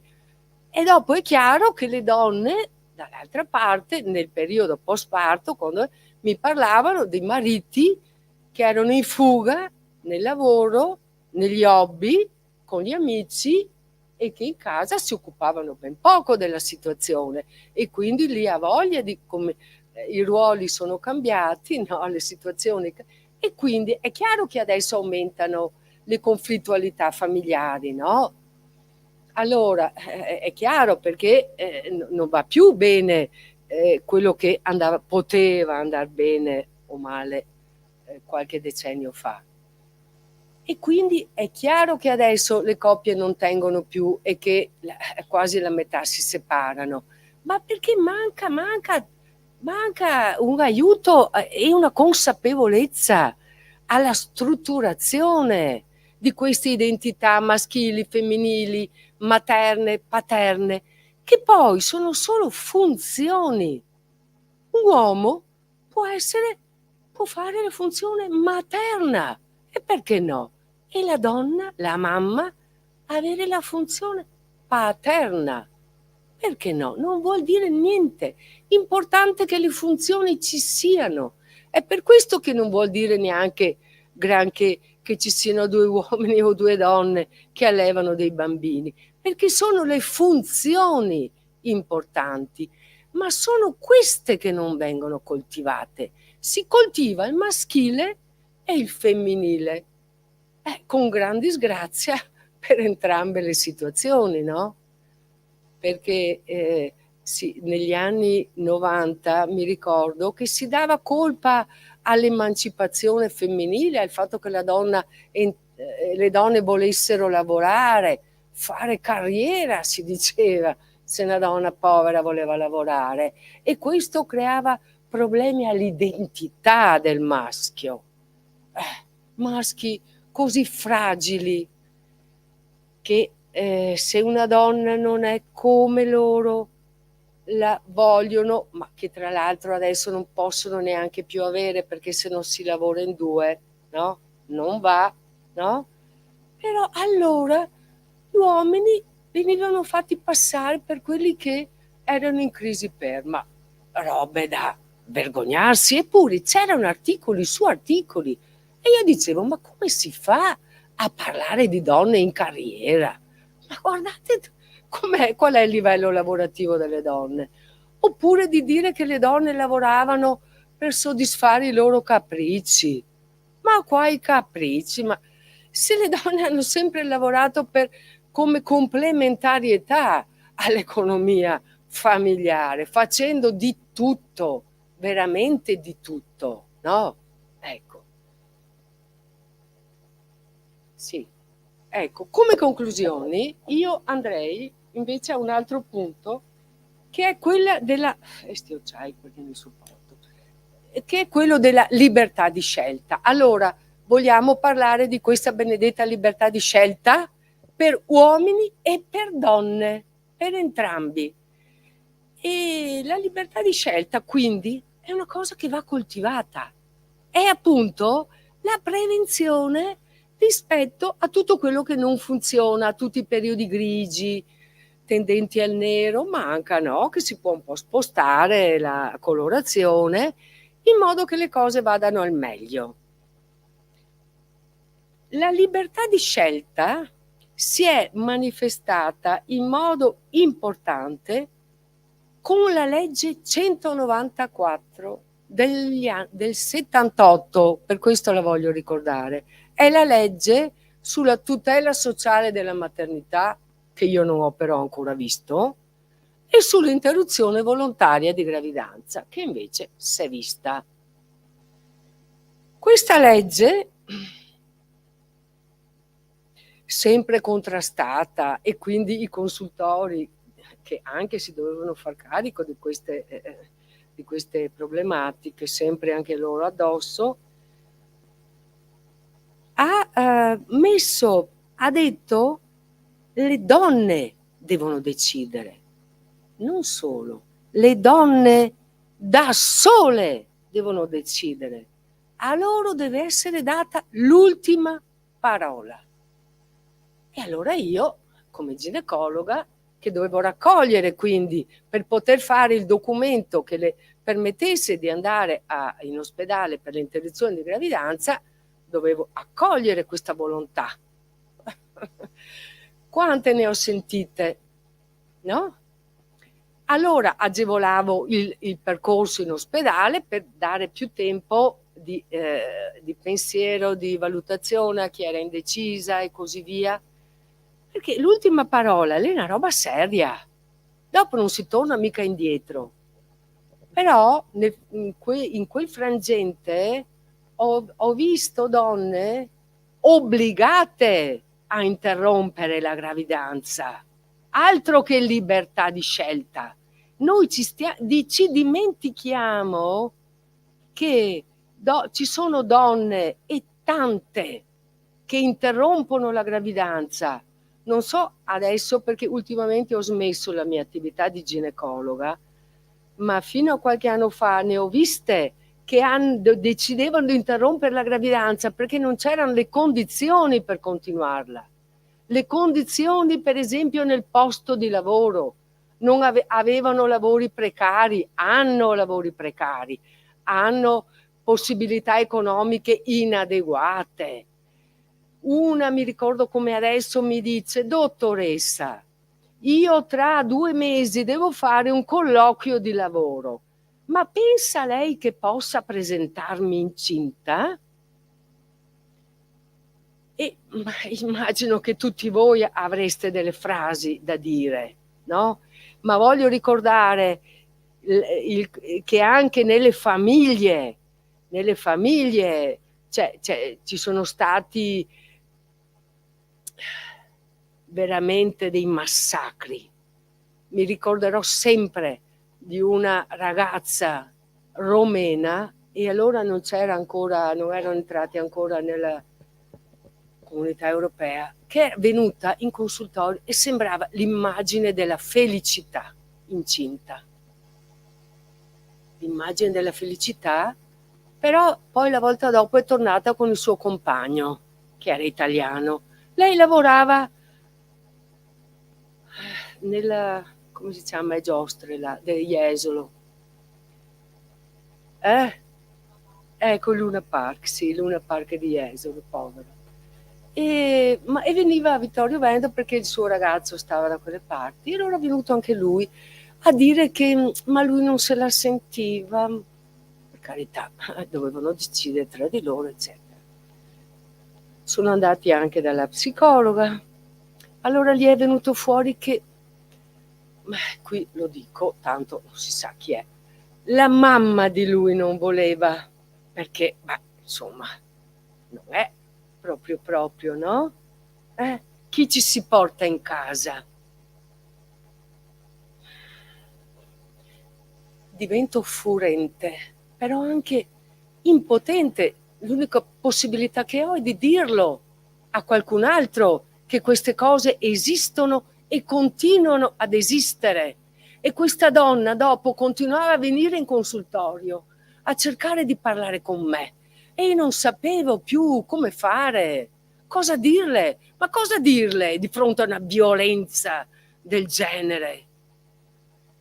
E cosa dire a quella che mi aveva detto sì, interrompo la gravidanza, e poi avevamo capito che no, era la famiglia allargata che non voleva che lei avesse il terzo figlio. Si era capito, allora mi aveva detto no dottoressa, non vado, anche se non vado a interrompere la gravidanza.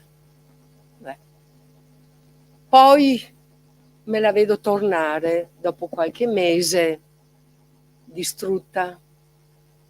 Cosa è successo? Dottoressa, ho interrotto la gravidanza, non me l'hanno lasciata fare. Guarda, forse questa è la sua voce di allora, ma è la sua voce anche di adesso, perché poi quella donna ha cominciato a soffrire di problemi psicotici, sente le voci. Ma cosa puoi fare in determinate situazioni familiari? Cosa puoi fare?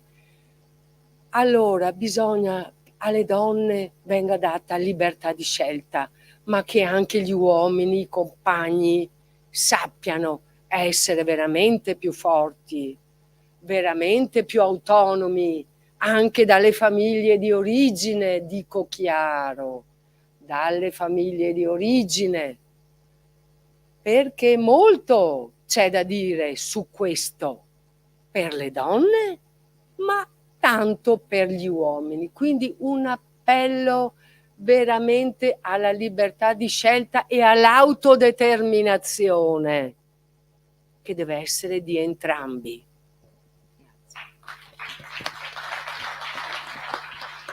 Grazie Giola. Insomma, questa mattina interventi densi e pieni di contenuti. Io, vista l'ora, perché non vorrei togliere spazio a voi, aprirei il dibattito se qualcuno vuole fare qualche intervento, vuole fare qualche domanda ai nostri ospiti. Sì, insomma, qualcuno che rompa il ghiaccio e faccia partire la discussione, visto il tema importante, soprattutto in questo periodo.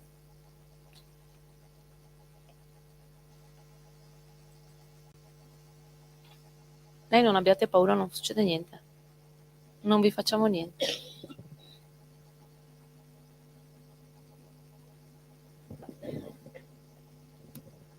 Chi è che ha alzato la mano? No, Claudio. Ah, no, aspetta, Simone. Simone e poi Claudio allora. Sì, mi metto qui così. Io faccio una domanda che non vuole essere provocatoria, assolutamente. E mi chiedo, la questione delle quote rosa che esistono in politica, esistono negli statuti di varie organizzazioni, mi chiedo, non rischiano di diventare addirittura offensive, nel senso che se in un organismo collegiale un certo numero di posti è riservato alle donne, la donna non deve essere lì perché donna, è lì perché è capace, cioè non vorrei che la persona venisse valutata solo in base al sesso, ma per le proprie capacità. Per cui mi chiedo, non è un po', come dire, non dovrebbe essere superata questa cosa? Oppure siamo ancora davvero così indietro che servono le quote rosa? Quindi vorrei capire il vostro punto di vista, ecco, sul tema. Senza microfono? No, sì, ma è il discorso delle discriminazioni negative che le donne hanno subito, no? Fino adesso.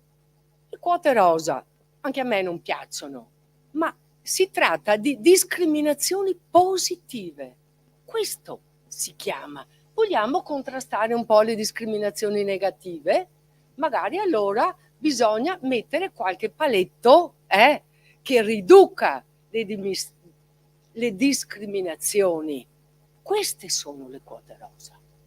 Non sono quote così fatte per donne qualunque, sono comunque donne che se la devono guadagnare a caro prezzo il posto dove arrivano. Infatti basta guardare le percentuali, no, del gender gap, come siamo messi, quindi non è che anche tra le donne medico, quelle che raggiungono posizioni apicali. Leggevo proprio fino a stamattina una serie di messaggini, no, in cui l'Europa per il PNRR richiede anche appunto queste azioni positive per la diminuzione del gender gap, e in Italia non viene fatto niente. Figurarsi se adesso poi i nostri governi hanno tempo di pensare a ste bazzecole. Sì, è una questione che personalmente da storico vorrei affrontare, diciamo, in prospettiva, cambiando i termini, i fattori della questione. Negli Stati Uniti la maggioranza della popolazione carceraria è nera o ispanica, e negli Stati Uniti la maggioranza della popolazione universitaria è bianca, e cosiddetti WASP, White Anglo-Saxon Protestants, cioè i bianchi di origine anglosassone e protestante, come si dice. Da un punto di vista formale l'università è libera e in carcere ci finisci non perché sei nero ma perché commetti dei reati. Da un punto di vista fattivo questa differenza potrebbe avere due spiegazioni. Uno, i neri e gli ispanici sono più propensi a delinquere. Due, i bianchi sono più intelligenti. Se noi invece andiamo, e questo possiamo porlo a livello di superficie, se noi invece ci addentriamo in quello che è il sistema, scopriamo che il sistema non è lineare negli Stati Uniti. Faccio un esempio da lontano perché è sempre difficile spiegare l'acqua ai pesci, e quindi sposto la prospettiva. È complesso arrivare all'apicalità, e qualsiasi aiuto per arrivare all'apicalità è proporzionalmente un aiuto enorme per chiunque possa accedere. Si scopre che i bianchi hanno un maggiore reddito e in un'università in media, e in un'università conta il reddito familiare, in un'università come quella americana, ma sempre di più anche in quelle europee. E abbiamo una differenziazione reddituale che ci porta a dire che per i reati di alta finanza vanno in galera in pochi, perché sono in 4 che possono rubare miliardi di dollari, ma c'è un botto di gente che ruba le patatine al drugstore per sopravvivere, e si scopre che chi ruba le patatine di solito ha bisogno di mangiare, e si scopre che di solito chi ha bisogno di mangiare è nero. Quindi la differenziazione è ai blocchi di partenza. Le quote nere, come si chiamano in diverse università americane, non servono a far entrare neri all'interno o ispanici all'interno delle strutture universitarie, servono a garantire di spazzare via almeno una parte di quelle che sono le enormi differenze di casta, uso questo termine apposta, e reddituali e anche razziali, all'interno di una società fortemente sperequata come quella statunitense. Le quote dei neri sono necessarie per permettere ai neri non di avere possibilità d'arrivo, ma di avere possibilità di partenza. Quelle che abbiamo definito quote rosa, che per esempio sono applicate nei board delle grandi aziende europee, non hanno permesso a delle donne che altrimenti avrebbero fatto altro di ritrovarsi presidente del consiglio di sorveglianza della Volkswagen, ma hanno permesso a delle donne che avevano le capacità per farlo di accedere a quei ruoli. Io non sono solo favorevole alle quote rosa, io direi, e questa è una cosa che ho appreso per esempio dalla legge elettorale provinciale del luogo da cui vengo, la provincia autonoma di Trento, di smetterla anche di chiamarle quote rosa. Uno, perché rosa francamente non è che vada su tutto. Due, definire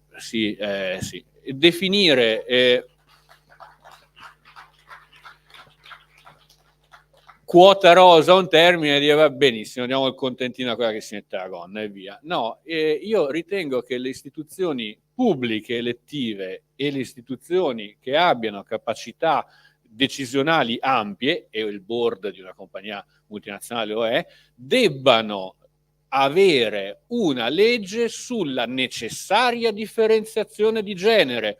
Ci sono due posti? Uno maschio e uno femmine. Perché? Perché la società è costruita così, anzi, meglio che noi maschi non spacciamo molto la voce, ma le donne non sono paradossalmente, pur essendo la più grande delle minoranze di questo paese e di questo continente, perché il gender gap c'è anche in Islanda, figurarsi, sono la maggioranza relativa. Con un'applicazione democratica diretta, le donne sono la maggioranza assoluta di questo paese. Una rirappresentazione di questo non credo sia una forzatura in ambito tecnico, sia semplicemente un'operazione di perequazione sociale e di sincerità intellettuale che ci possiamo permettere. Grazie. Claudia, giusto? Si dice che dietro a un grande uomo ci sia una grande donna. Io credo che questo concetto possiamo traslarlo alla CGIL. Dietro una grande organizzazione come la nostra ci sono grandi donne e ne conosco tante e posso confermare questo. Certo.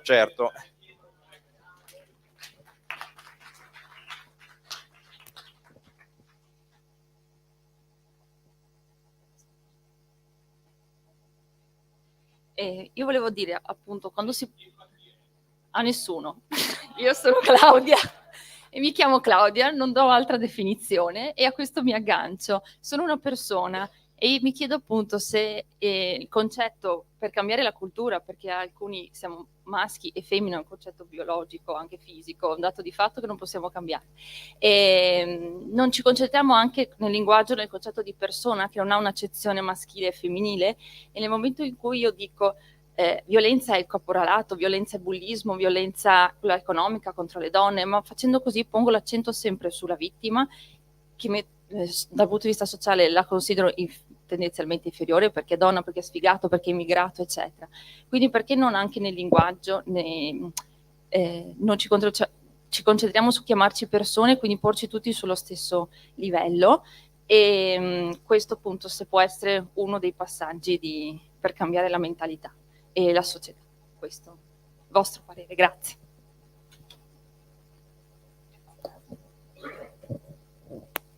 Viale, vai tu?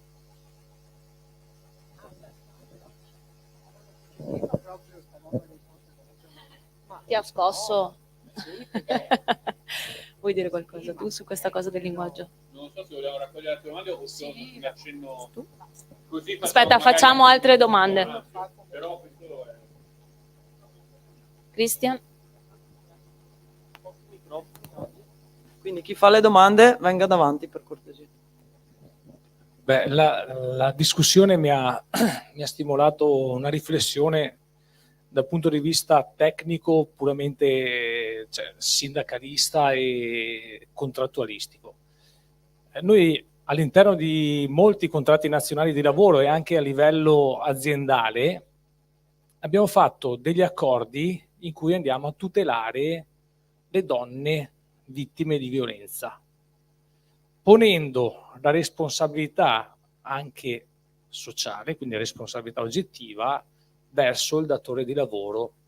Però, riflettendo proprio durante la discussione, mi sono accorto che in tutti questi accordi che noi sottoscriviamo c'è solamente la tutela per la donna che ha subito la violenza, quindi che l'ha già subita all'interno o all'esterno del luogo di lavoro, però non abbiamo mai preso in considerazione la questione legata anche a tutti i ragionamenti che si facevano prima, quindi la donna che ha paura di continuare la gravidanza perché altrimenti perde il posto di lavoro. Cioè, ragionandoci adesso, anche queste sono violenze che subiscono le donne nei luoghi di lavoro. E quindi, parlando a una platea di sindacalisti, credo che la prossima volta che si vada a contrattare, sia a livello aziendale che a livello nazionale, un contratto nazionale o un contratto di lavoro, questo deve essere uno dei temi da inserire all'interno della discussione. Ecco, era più che una domanda, era una considerazione che è venuta.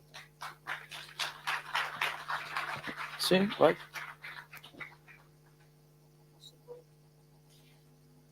Abbiamo visto prima, più in particolare con Filippi, quello che storicamente è stato la rappresentazione tramite i media, i governi, la cultura in generale, che ha portato alla rappresentazione attuale della donna, del corpo e del ruolo della donna che stiamo vivendo oggi.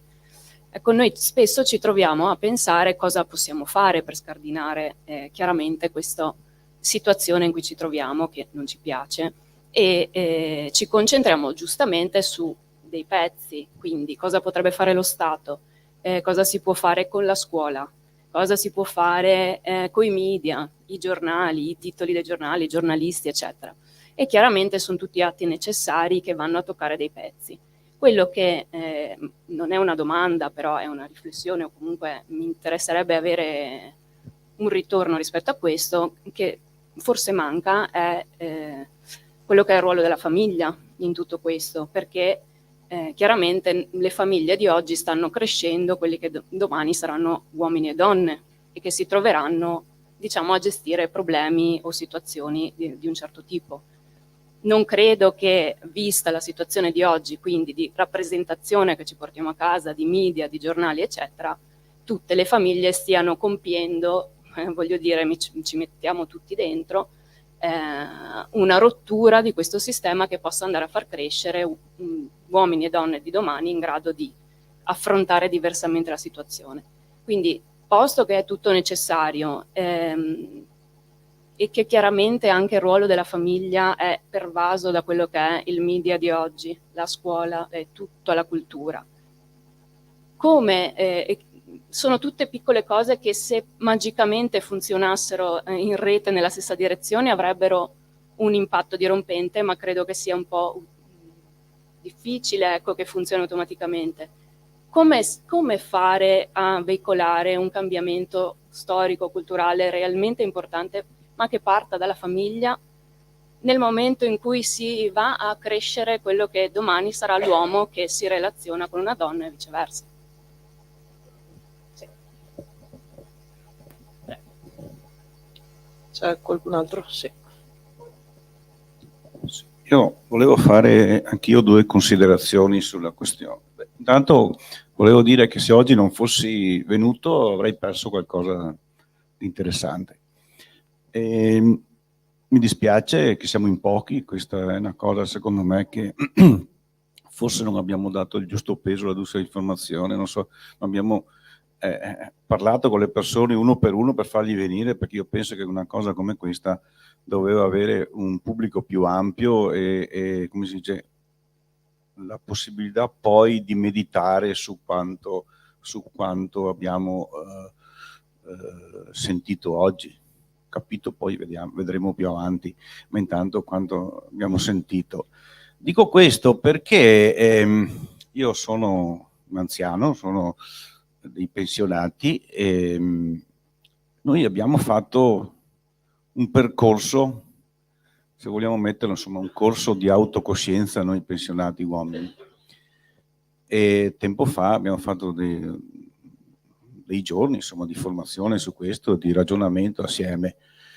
E adesso, oggi, io dico che non l'abbiamo preso molto sul serio. e penso che questa è una cosa che dovremmo rifare, ma non dovremmo fare solamente come pensionati, ma dovremmo fare come tutta la CGIL, perché io penso che all'interno della CGIL c'è bisogno di un ragionamento sia tra gli uomini, come si dice, sia tra le donne e sia come persone.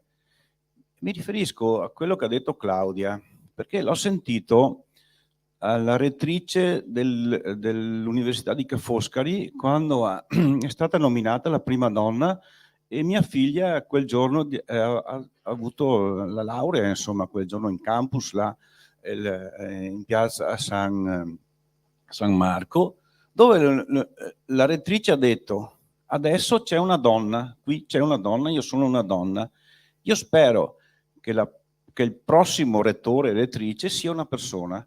Questo è quello che ha detto, e questo l'ha detto anche la magnifica rettrice dell'Università di Padova, la stessa cosa l'ha detta. Qui ci sono tutti uomini sui quadri, adesso c'è anche il quadro di una donna, io penso che la prossima deve essere una persona, perché se noi non riusciamo a ragionare come persone non faremo nessun passo in avanti, perché questo è quello che dovremmo fare, perché la persona ha la sua intelligenza, il suo bagaglio di conoscenza, la sua esperienza e quant'altro, che può portare un apporto, che può dare un aiuto per farci crescere tutti quanti assieme.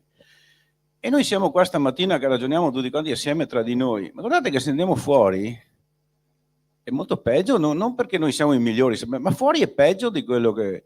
Noi facciamo la contrattazione sociale con i comuni. C'è da piangere andare a discutere con i sindaci uomini o con le sindache, o sindaco donna, insomma, perché adesso... Insomma, è da piangere, perché non si finisce a fare un ragionamento su queste questioni.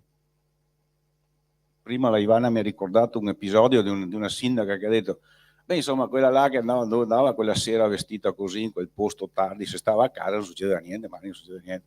Una donna lo ha detto, ma non è questione di una donna, è di un uomo, è una questione che la mentalità è questa, insomma, che c'è ancora un passaggio da fare, c'è ancora tanto e tanto da discutere, e io penso che bisogna, quando andiamo qualche volta nelle scuole a parlare di violenza di genere, sì, scusate, di educazione al rispetto, perché io penso sempre che si parte dall'educazione al rispetto, e si vede che anche sul corpo insegnante, insomma, la società nostra non è ancora preparata a fare il salto di qualità. Stiamo ancora ragionando a spizzichi e bocconi in qualche parte con qualche lodevole iniziativa, ma non abbiamo ancora introitato tutti quanti che bisogna fare un passo successivo, che il passo successivo è un'altra cosa rispetto a quello che siamo adesso. Grazie. Buongiorno, io vorrei fare una domanda un po' in prospettiva, soprattutto a Francesco, che forse in quanto storico è più abituato a leggere anche il domani nell'oggi.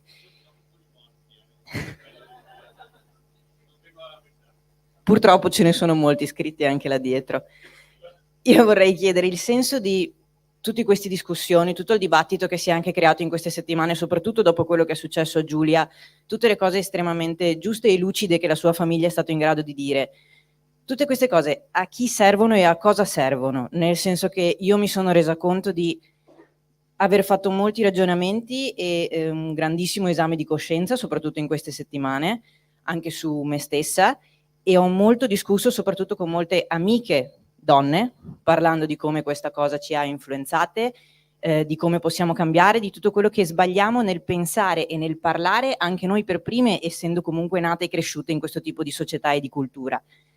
Abbiamo pensato tutte le volte in cui abbiamo sottovalutato o sono stati sottovalutati da parte degli altri, anche della nostra famiglia e delle persone vicine, dei segnali di violenza che abbiamo subito, e tutte le volte in cui non li abbiamo riconosciuti nelle nostre sorelle o compagne nelle situazioni che vivevano. Quindi effettivamente tutto questo porta solo noi che già siamo sensibili e vicini a questi temi a fare ulteriori ragionamenti e ulteriori esami di coscienza, o sul serio riusciremo a intaccare la mentalità che certe persone ancora hanno, quelle che ancora vittimizzano, che colpevolizzano la vittima, che ancora sbuffano quando sentono certi discorsi? E se il cambiamento ci sarà, spero di sì, perché come ha detto Gino Cecchettin, non so per niente pregare, ma so sperare.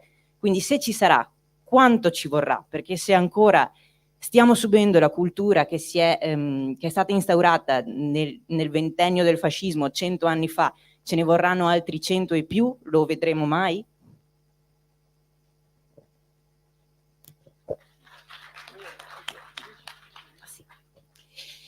Innanzitutto io volevo ringraziarti per la bella metafora, perché spiegare l'acqua ai pesci dà veramente la misura di quante a volte non si inizia nemmeno un discorso perché sembra inutile farlo prima di tutto a noi che lo viviamo.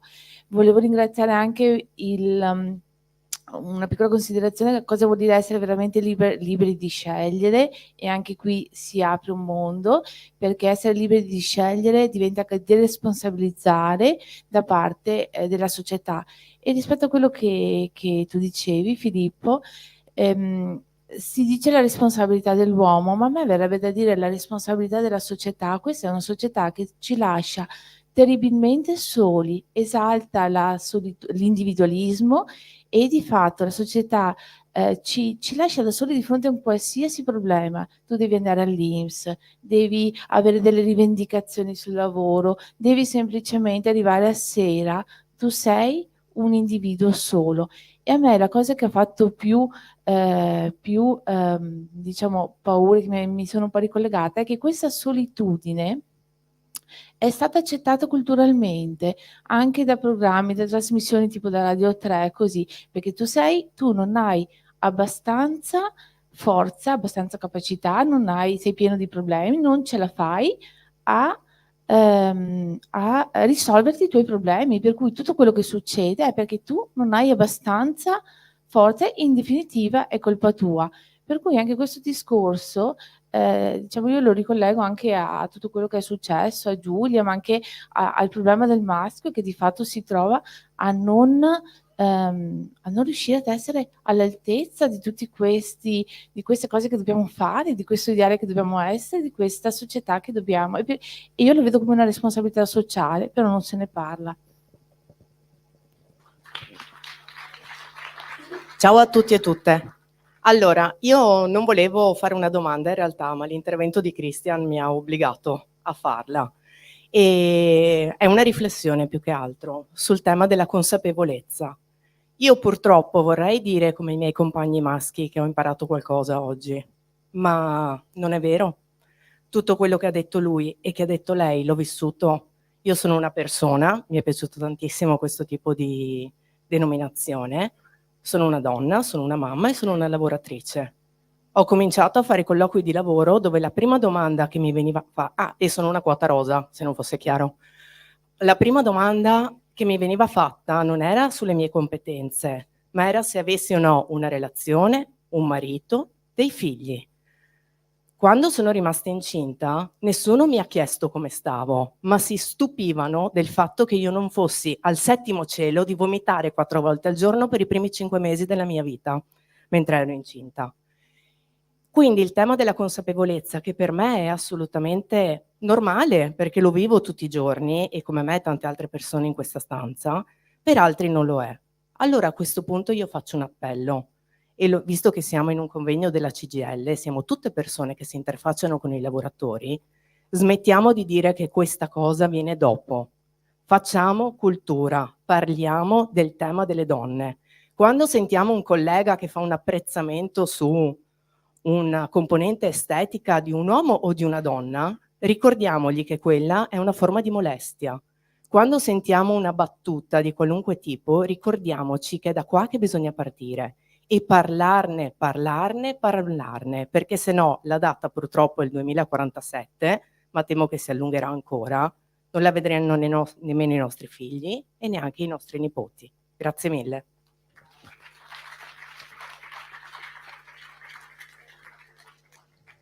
Aspetta che ci sono altre domande. Buongiorno, sono Stefania e questi ultimi interventi mi hanno fatto pensare a mia figlia. E quindi mi associo a Francesca e dico sono qui come donna, come lavoratrice, come persona che ha subito discriminazioni, persona che sta lavorando, persona che è consapevole, che è femminista convinta, in CGIL per convinzione. E cosa posso fare per mia figlia? Mi sento disarmata, mi sento che non ho strumenti, mi sento che sono anch'io frutto della stessa società. Quindi anch'io la penso in qualche modo o sono influenzata da una cultura che mi è stata insegnata, da una convivenza in una società che mi costringe a ragionare in un certo modo, perché devo prendere atto delle conseguenze dei miei gesti, dei miei pensieri, e quindi che speranza ha mia figlia di imparare da me, famiglia, e mi ricollego a Giada, che è una donna, ma è una persona esattamente, che ha le stesse dignità di una sorella, di un fratello, di un compagno, che ha gli stessi diritti. E come faccio a insegnarle che per questo deve lottare, che deve puntare i piedi per avere quello che è suo di diritto? Come faccio e che cosa devo dirle? Come posso agire in famiglia? Perché io adesso penso a lei, io ormai non le vedrò, non sono sicura che non vedrò gli effetti di un'uguaglianza, perché ci è voluto tanto tempo e ce ne vorrà ancora tanto. Ma come posso aiutare mia figlia a diventare più persona, collegandomi a quello che hanno detto tutti gli altri?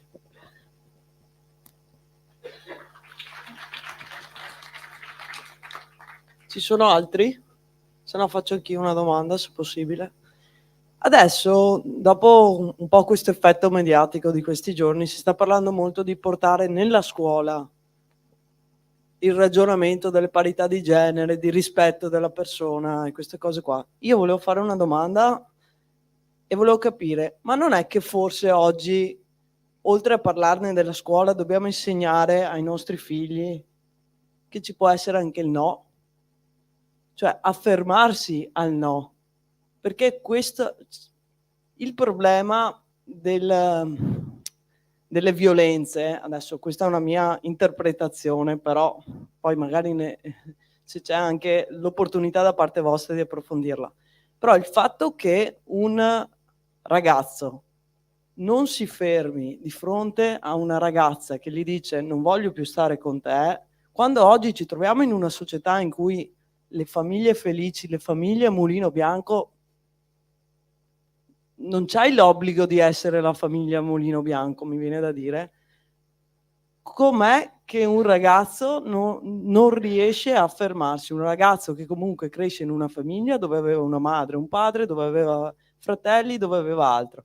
Se guardo l'ultimo caso, non è l'ultimo o il primo caso, perché ce ne sono tantissimi altri. Secondo me bisogna insegnarli ai nostri figli che la fragilità sta anche nel rifiuto dell'altro, cioè ad accettare il rifiuto perché comunque rispetto della persona, ed è quello forse che nelle scuole bisognerebbe spingere per farli crescere meglio i nostri ragazzi.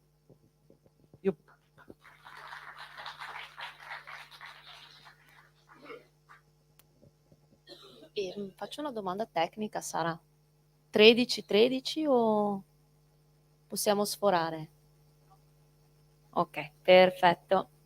Do la parola questa volta a te per primo. Io, contrariamente alle mie abitudini, cercherò di essere telegrafico perché le domande sono una decina, ma vertono tutte attorno a un paio di temi che secondo me sono portanti. Quello della società nel proprio complesso e quello del concetto di persona. Ha a che fare tutto quello che ci siamo detti e chiesti in questo bellissimo scambio che è avvenuto ora dal pubblico, ha a che fare con un concetto di identità. La società occidentale nel proprio complesso ha un problema con la propria identità nel proprio complesso, nel senso che, specifichiamolo, le identità sono necessarie per capire o per farci dire chi siamo e dove dobbiamo andare. Oggi ci si riferiva prima a una società di persone sole, certo, questo è uno dei temi, la solitudine o meglio il solipsismo dell'affrontare la vita tutta sulle proprie spalle e con il proprio cellulare in tasca è una delle grandi tematiche che polverizza la società attuale, e questa polverizzazione non è un caso, è utile, è molto significativa per ragioni banalmente collegate al costrutto sociale. Questa società è polverizzata perché chi controlla questa società, concetto marxiano ma che mi permetto di tirare fuori da naftalina, chi controlla questa società è così che la vuole la società. Una delle tematiche, secondo me, da affrontare è il modo dannoso in cui oggi ci identifichiamo. e quindi cerco di rispondere un po' a tutti.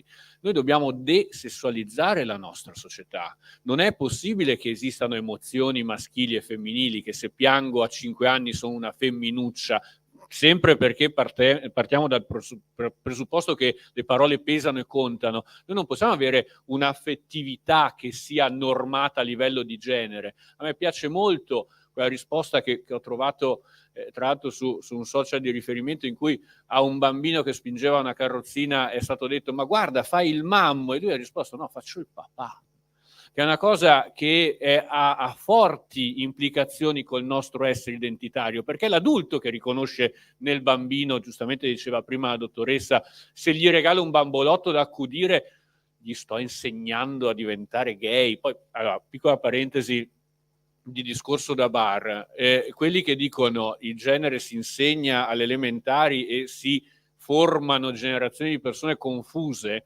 ancora una volta ribaltiamo il concetto, cioè mi state dicendo voi maschi eterosessuali che se in terza elementare non vi insegnavano ad amare la vagina, voi avreste amato i termosifoni? È questo che mi state dicendo? La butto sul ridere, ma è questo il dramma, il tema, dire che l'affettività è una questione femminile, perché per millenni il concetto di accoglienza e cura è stato delegato e relegato alla dimensione femminile. Quindi la signorina è infermiera e il dottore è maschio negli ospedali, lo sappiamo benissimo. Dobbiamo desessualizzarci. Piccola nota positiva, abbiamo bisogno di note positive, quindi cercherò di darvene molte. Una volta, fino a 15 anni fa, la mia generazione diciamo, gli omosessuali della mia generazione avevano un grande rito di passaggio che era il cosiddetto coming out, ovvero ad un certo punto prendevi il coraggio a 2 mani e dicevi alla tua famiglia quello che sentivi di essere. Oggi il coming out pare non sia più una cosa che vada di moda, non è più un rito di passaggio, e le persone, i ragazzi e le ragazze vivono la propria sessualità in maniera meno esposta, banalmente perché una volta sono stato inchiodato alla mia realtà, ovvero una volta a me è stato chiesto: ma tu a 13 anni sei andato alla tua mamma a dire che ti piacevano le ragazze? No. Ecco, perché io devo andare da mia mamma a dirle che cosa mi piace, se non è una sfera afferente al sociale? Cioè io devo dire qualcosa che sono perché la società lo deve sapere. La società non deve sapere con chi vado a letto, la società deve sapere che deve rispettare la mia scelta di chi scelgo come compagno, compagna o partner di letto, semplicemente. Noi dobbiamo desessualizzare il nostro modo di pensare, a partire dal linguaggio, che non deve essere inclusivo, ma deve essere neutralizzante in senso positivo. Sì, anche perché, e io ve lo dico, l'identificazione e la costruzione dell'identità forte non è un tema di sinistra. È vero che c'è gente che è donna, che è madre, che è padre, che è genitore, ma guardate che se noi facciamo una battaglia culturale su questo, purtroppo questa battaglia culturale è già vinta in partenza da una determinata destra, che non a caso ha prodotto degli ircocervi politici come Margaret Thatcher e Giorgia Meloni, che si fa chiamare il Presidente del Consiglio. Perché, e ritorniamo al discorso di prima, non stiamo parlando di una parificazione, stiamo parlando di una personificazione. Non è una donna che è lì in quanto donna, è una donna che sa fare l'uomo che arriva in questo caso, la mitica Margaret Thatcher, che non solo, mitica famigerata, che non solo portava a stroncatura i sindacati degli operai, ma si faceva vedere alla BBC che sapeva quanto costasse un litro di latte, perché doveva essere 2 cose in una. Noi non abbiamo bisogno di questo. Sapete come sogno il mio governante o la mia governante di domani? Un buon governante, appunto, che non sia un rettore, una rettrice, una persona, che sia una persona lì per questo. Ma dobbiamo prima spazzare via una serie di cose. Corro. La società ci vuole soli? Sì, è un grande atto rivoluzionario oggi è ritrovarsi. Se la società com'è ci vuole soli, un grande atto di rivoluzione è stare insieme. Anche oggi non siamo poi tanto pochi e siamo soprattutto agenti di contaminazione e cambiamento, perché ognuno di noi può parlare a un sacco di gente. Cerco di rispondere a tutti, ovviamente non riuscirò a farlo. Che speranze abbiamo?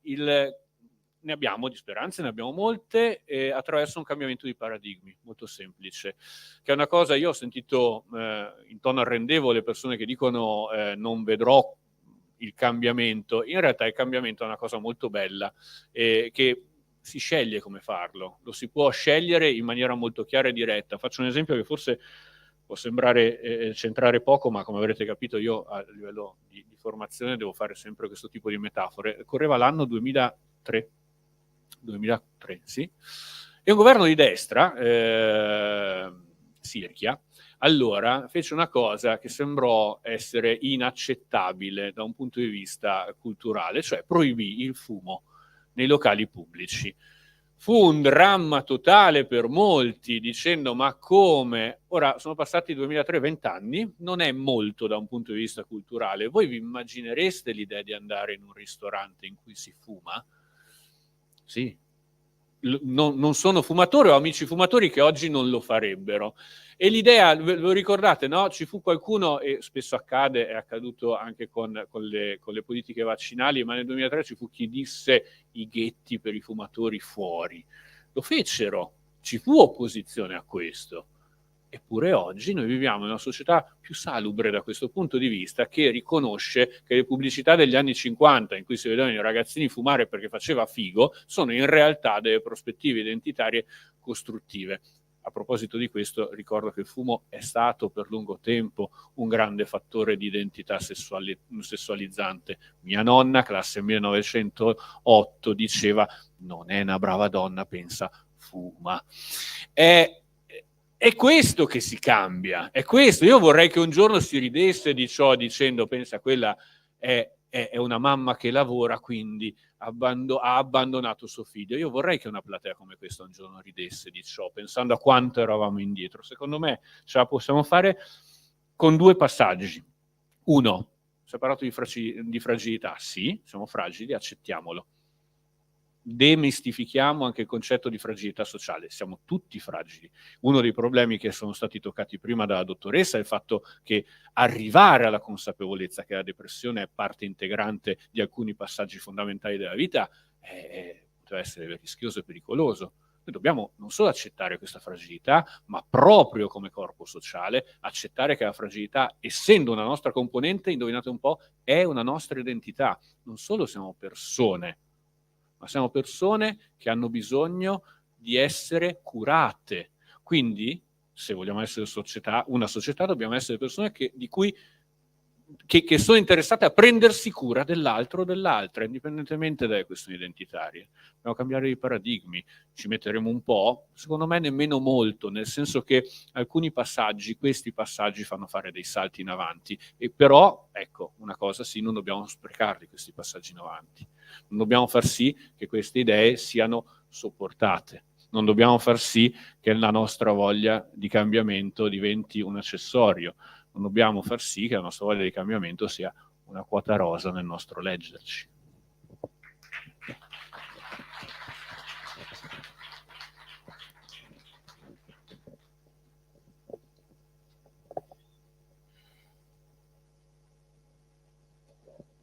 Allora, io ho segnato, ma adesso non so bene come rispondere, e non a tutti ovviamente.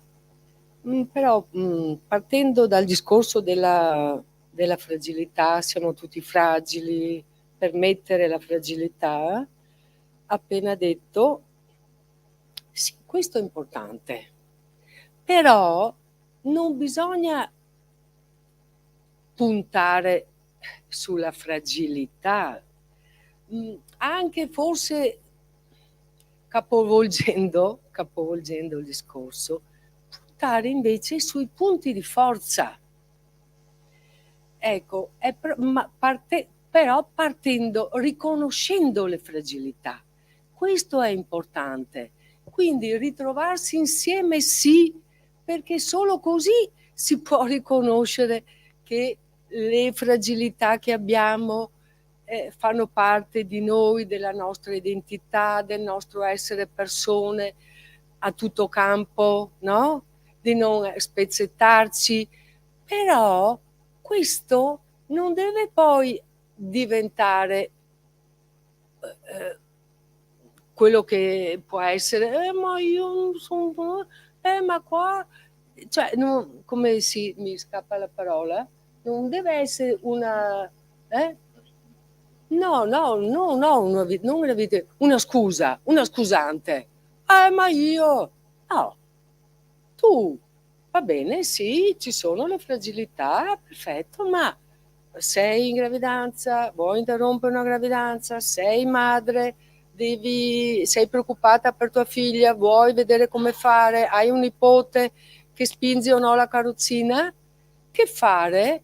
Cioè, pensare che cosa può invece dare forza, parlarne con gli altri e poi nell'insieme con gli altri vedere profilarsi che cosa può andare bene per me, che cosa vuol dire per me cambiare, vederlo con gli altri, non che sia una cosa prescritta, no? Per fare così. No, in un gruppo si può capire nel corso di alcuni incontri quali cose vanno bene per alcune persone, quali vanno bene per altre. Non siamo tutti uguali, però sempre perché ognuno ha le proprie caratteristiche, il proprio temperamento, la formazione del suo carattere, le proprie attitudini, le proprie capacità. E che problema c'è? Vediamo se poi ci sarà un contagio positivo, no? Nell'afferrare alcune cose, bene. Per esempio, una delle cose più belle che ho potuto fare sono stati i gruppi per la menopausa. Beh, a un certo punto, negli anni, pian piano costruendoli e capendo anche cosa andava detto nell'informazione per dare effettivamente quello che era utile alle persone, poi potessero, su cui loro ragionare e ritrovarsi, beh, a un certo punto in un incontro, nell'ultimo incontro, le donne sono improvvisamente esplose in una gioia, in una effervescenza, dicendo: io venendo qua ho capito, mi sono detta basta cara mia, qua bisogna cambiare vita, bisogna lasciare, basta con tutti questi automatismi, basta fare sempre fino allo sfinimento, e tutte andarci dietro, una collegandosi con l'altra, a tessere proprio una rete di convincimento che libertà di scelta è anche questa, la scelta di vivere, perché basta sempre pensare a quello che bisogna e accudire la cura e poi c'è ma quando una donna non ha niente da fare deve andare a fare la spesa, quando sta bene ha solo il mal di testa, ma per fortuna, però ecco, quindi bisogna puntare, far emergere i punti di forza. È questo stato anche il lavoro e soprattutto il lavoro dei consultori familiari. È per questo che sono sempre boicottati, perché non stanno alle regole poi le persone. Cioè, creiamo potenzialmente delle persone che ragionano, che pongono dei problemi, che dicono: oh, ma guardate, ma questa roba qua non funziona mica, E quindi certo che non sono funzionali, però io credo che sia anche per questo importante anche prendere in considerazione i problemi della sanità pubblica e di consultori familiari, riprenderli in considerazione per darci anche quella possibilità. Secondo, ho continuato nei vari interventi una cosa che mi ha orecchiato in continuazione, la parola persona. Che va bene, allora, persona, bisogna diventare persone, bisogna chiamarsi persone, ma che male c'è a chiamarsi uomini e a chiamarsi donne? Non penso che questo escluda il concetto di persona. Io credo che ci sia qualcos'altro, adesso però non saprei bene definirlo, però qualcosa che entra, sì, appunto, io sono un'identità se sono una persona, come persona, ma e se sono una donna, che identità sono? E se sono uomo, cosa sono? Se spingo una carrozzina, chi sono? Non sono solo quel bambino bravissimo a rispondere che lui è il papà, ma appunto non solo nei gruppi del 2000, ma ancora adesso ci sono uomini che che dicono: oh beh, ma sta roba qua no, non sono mica un mammo io. Come se prendersi cura, no, in un certo modo fosse sminutivo, cioè diventare un mammo, cioè una roba ancora peso della mamma, cosa può essere, no? E questa parola circola ancora, però è circolata appunto, come veniva detto prima, come un'etichetta negativa all'uomo, al bambino che si prendeva cura. Quindi siamo proprio ancora agli albori per pensare di costruire una crescita personale, familiare, sociale di un certo livello. Cioè, i tempi non credo che saranno così brevi, perché in questi anni ho visto tanti cambiamenti nelle donne, ma cambiamenti straordinari. Le donne di adesso sono tutt'altra cosa rispetto alle donne di quanti anni fa? 50? 50 anni fa. Passi ne sono fatti, non è che perché continua a essere femminicide non sono stati fatti dei passi, ma scherziamo. E mi è piaciuto tantissimo che in una delle manifestazioni, forse quella del sabato, di quel sabato famoso, ma non mi ricordo più, le donne in piazza dicevano: non siamo vittime. La nostra identità di vittime la mettiamo da parte, non la accettiamo più, quindi non accettiamo nessun tipo appunto di vittimizzazione, di sberleffo, di cosa che non vada bene. D'ora in poi saremo più determinate, vuol dire non siamo vittime. Questo è importante, questo è un nuovo termine, un nuovo slogan che è venuto fuori. E poi ho visto appunto in queste manifestazioni verso l'imbrunire delle donne che col microfono in mano, a gruppetti più piccolini, raccontavano le loro cose partendo da sé, dalle loro situazioni, senza protagonismi, ma facendo una specie di autocoscienza, no? In piccolo gruppo. Si può fare in piccolo gruppo, si può fare in grande, si può fare da sole. Mi è piaciuta quella del pensionato, non so, vedo più chi è, che avete parlato fatto autocoscienza in gruppi di pensionati, ma è una roba strepitosa, mamma mia, grandiosa, questa è una cosa stupenda, questo è un segno di cambiamento eccezionale, ma quando mai ce li siamo sognati i pensionati che facevano gruppi di autocoscienza? Appunto, queste cose stanno tornando a galla. È per quello anche che è stato fatto il libro di Venetica, e grazie ad Alfredo Boschiero che è lì, che ha portato avanti questo progetto con una passione incredibile, e a Nadia Olivieri, perché appunto la memoria è importante.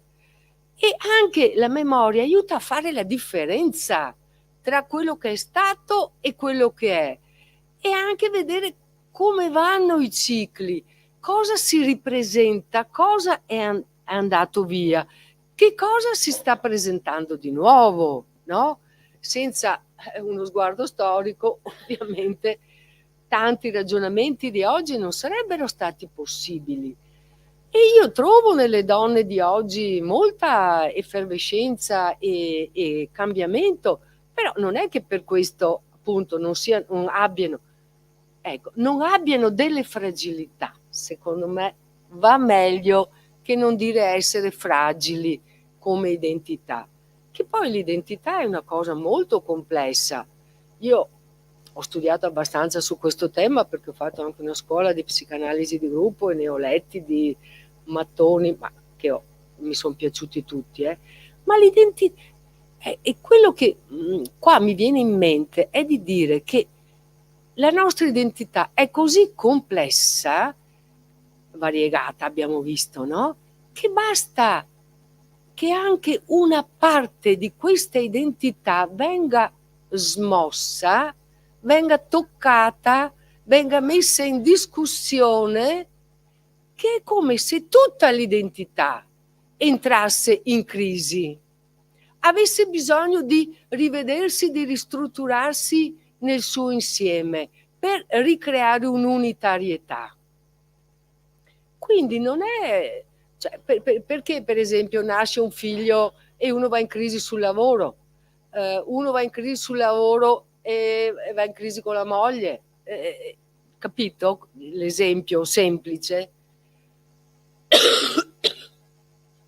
Però non è sempre facile, a volte si cade vittima di quella particolare crisi e è difficilino ristrutturarsi, è difficile rielaborare. Il lavoro non è mai fatto una volta per tutte. Quindi, sì, ecco, il discorso dell'unitarietà forse mi rimanda di nuovo al concetto di persona, che non mi convince tanto oggi, detto così, però non so, però è come se allora identità, la sua complessità richiama la persona è una unitarietà, in cui sembra che se io dico maschio diminuisco e se dico donna diminuisco. Io ho già detto prima che secondo me c'è del femminile e del maschile in entrambi e che mi piace la differenza, ma io sono una donna vecchia che viene dai tempi che hanno scandito il tema della differenza, perché scusate, se non si comprende anche la differenza e le differenze, come si fa? Entriamo, e questo mi fa un po' paura del discorso dell'oggi sulla sessualità, il tema della fluidità di genere, che butto appena lì perché non abbiamo il tempo, credo, neanche il modo. Ma stiamo attenti a queste cose della fluidità di genere. Non è che posso essere quello che voglio tra oggi e domani, no, dopo cambi, no. Avere una identità che abbia un certo corpo fa parte di noi, è una necessità. Non è che il genere può andarsene così tanto per i fatti suoi, è tutto collegato. Io credo che venga sottovalutato il problema che c'è nell'adolescenza, e di questo appunto di nuovo, ma lei la fissa, ma è ovvio, no? Si sono occupati i consultori, ma quando nelle classi con l'educazione sessuale i ragazzini delle fine medie o superiori dicevano, i maschi soprattutto entravano subito approfittavano dell'occasione e dicevano non siamo né maschi né femmine. Poi magari se erano al liceo dicevano non esiste il neutro, come dire che loro si sentivano neutri, e ponevano tanto la questione, soprattutto i maschi, e sono soprattutto i maschi che l'hanno posta, il problema dell'identità, di come, loro la ponevano, del come sentirsi maschi, no? Avevano timore rispetto all'orientamento sessuale, gli pareva che magari gli piaceva a loro anche un compagno, si sentivano più affetto per un compagno maschio rispetto che per la compagna femmina, no? E quindi noi a lavorare su questi temi, perché lì ci sono anni e anni di passaggio per l'elaborazione della propria identità sessuale, non è uno scherzetto da niente, e lì sì bisogna lavorare anche di ago e filo per intrecciare, ma anche per sciogliere qualche nodo grosso che viene a galla. sull'identità di genere, non è? Quindi io per quello ho preferito mettere così questi appunti e fare attenzione. Mi stava scappando l'ultima cosa sull'identità di genere. Ah sì, perché proprio ultimamente ho sentito, e qua chiudo, un professionista, ma non mi ricordo chi, che sulla 60-65 anni, che diceva: ai miei tempi il problema di noi maschi era quello della omosessualità. Beh, viva Dio, finalmente qualcuno lo dice chiaro al mondo intero. Vabbè, ma perché oggi credete che no? E credete che per le donne non ci sia anche in questa fluidità di genere magari anche un qualche disprezzo verso il genere femminile, per così come è presentato, per come è coniugato, per come è vissuto, per come è stato visto, per come viene proposto? E allora, perché no? Io non voglio essere donna, quindi ci sono tante accezioni, e quindi stare molto attenti con questi temi, non lasciar scorrere via. Anche la transizione di genere se ne parla, secondo me, con troppa superficialità. Ecco, qui mi fermo. Grazie, Gioia. Sì, ti do la parola di nuovo per un'ultima battuta. Sì, no, scusa, io la riprendo perché mi sono accorto di non aver risposto a Sara sulla questione di educazione all'affettività nelle scuole. Io lo dico qua a CGIL, se volete possiamo anche mettere il timbro sul format, andiamo al Ministero domani, lo facciamo. Andiamo al centro del problema, signori. È inutile che insegniamo alle bambine e ai bambini i concetti di affettività se poi loro vanno a casa e questa affettività la vivono in maniera diversa. Siete alla CGIL, fate i corsi sulla sicurezza, avete nei contratti la possibilità di inserire i corsi di primo soccorso, che sono giustissimi. In una fabbrica in cui ci sono maschi e femmine, fate i corsi di educazione all'affettività per adulti, in modo che ci sia una formazione continua. Proponiamo questa cosa, in modo che siano gli adulti i primi a prendersi la mano e a rendersi conto del problema. Sono molto d'accordo che se si arriva qui oggi a capire qualcosa, abbiamo un problema, nel senso che io personalmente ho 42 anni di esperienza come maschio e qui concludo, se vuoi facciamo sta roba. I corsi all'affettività sono adatti a tutte le persone che devono avere un contesto affettivo, quindi viva Dio, speriamo che siamo in tanti. Un'ultima cosetta, devo fare coming out, davvero, io bevo il caffè, scuso tipo gli amici napoletani che saranno qua, io bevo il caffè con lo zucchero. Bevo il caffè con lo zucchero, è una cosa a cui sono arrivato nel corso del tempo. Prima bevo il caffè con lo zucchero con il latte, adesso solo con lo zucchero. E questa cosa so che a qualcuno dà fastidio, so che a molti non importa nulla. Voi adesso in questo momento state sorridendo per questo mio gusto particolare. Io spero che un giorno accoglierete un'affermazione di questo tipo anche rivolta ad una persona quando vi dice che gusti sessuali ha. I gusti sono una cosa, se sono o meno un bravo storico, un bravo formatore, spero che non dipenda da una tazzina di caffè con lo zucchero. Grazie. Grazie mille. Io mi aggancio a quest'ultima cosa prima di dare la parola a Mauro per le conclusioni. Che mi permetto di dire al posto di Sara che accettiamo la tua proposta e io propongo di farlo internamente alla CGIL per partire, quindi potremo fare dei corsi di affettività per adulti dentro casa nostra. Adesso do la parola a Mauro Visentin, segretario generale della Camera del Lavoro, per le conclusioni. Grazie.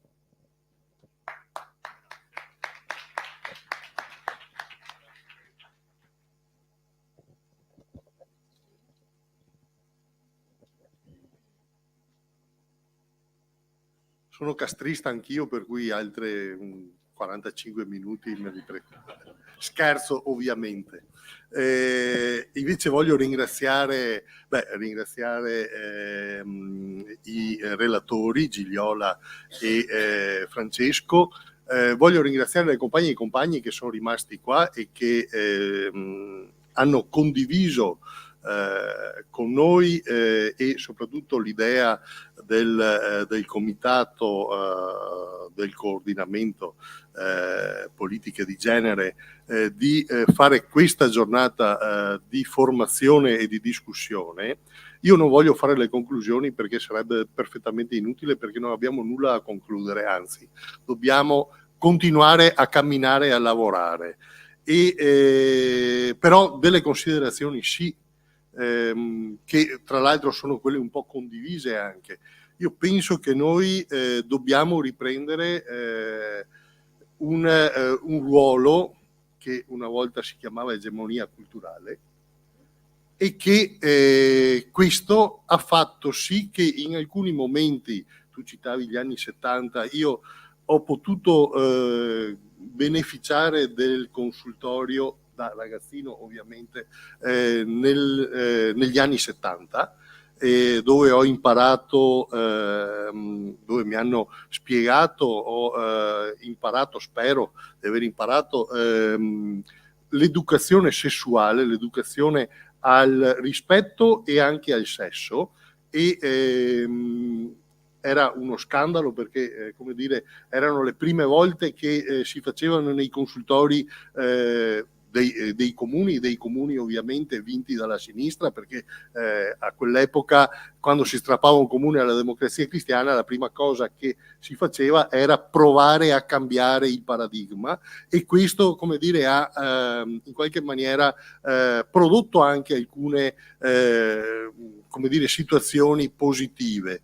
Però subito dopo abbiamo perso, perché Drive-In è degli anni 80, e là abbiamo cominciato a perdere, se dopo penso a Beautiful, ad esempio, ne parlavamo prima con altri, e voglio dire, per cui ecco, dobbiamo ripartire da là, dobbiamo ripartire da questo tipo di società che abbiamo di fronte, e che Sara ha tradotto in maniera ineccepibile, nel senso che noi non possiamo delegare o cavarcela dicendo ma è colpa dell'altro, non sono io, ma è colpa della scuola, ma è colpa o è colpa della famiglia, eccetera, perché dopo uno può avere anche una famiglia modello. Quella del Mulino Bianco non è una famiglia modello, ma è come dire una famiglia che, tra l'altro, adesso, scusami, apro una parentesi, parlando di pubblicità, ci sono delle pubblicità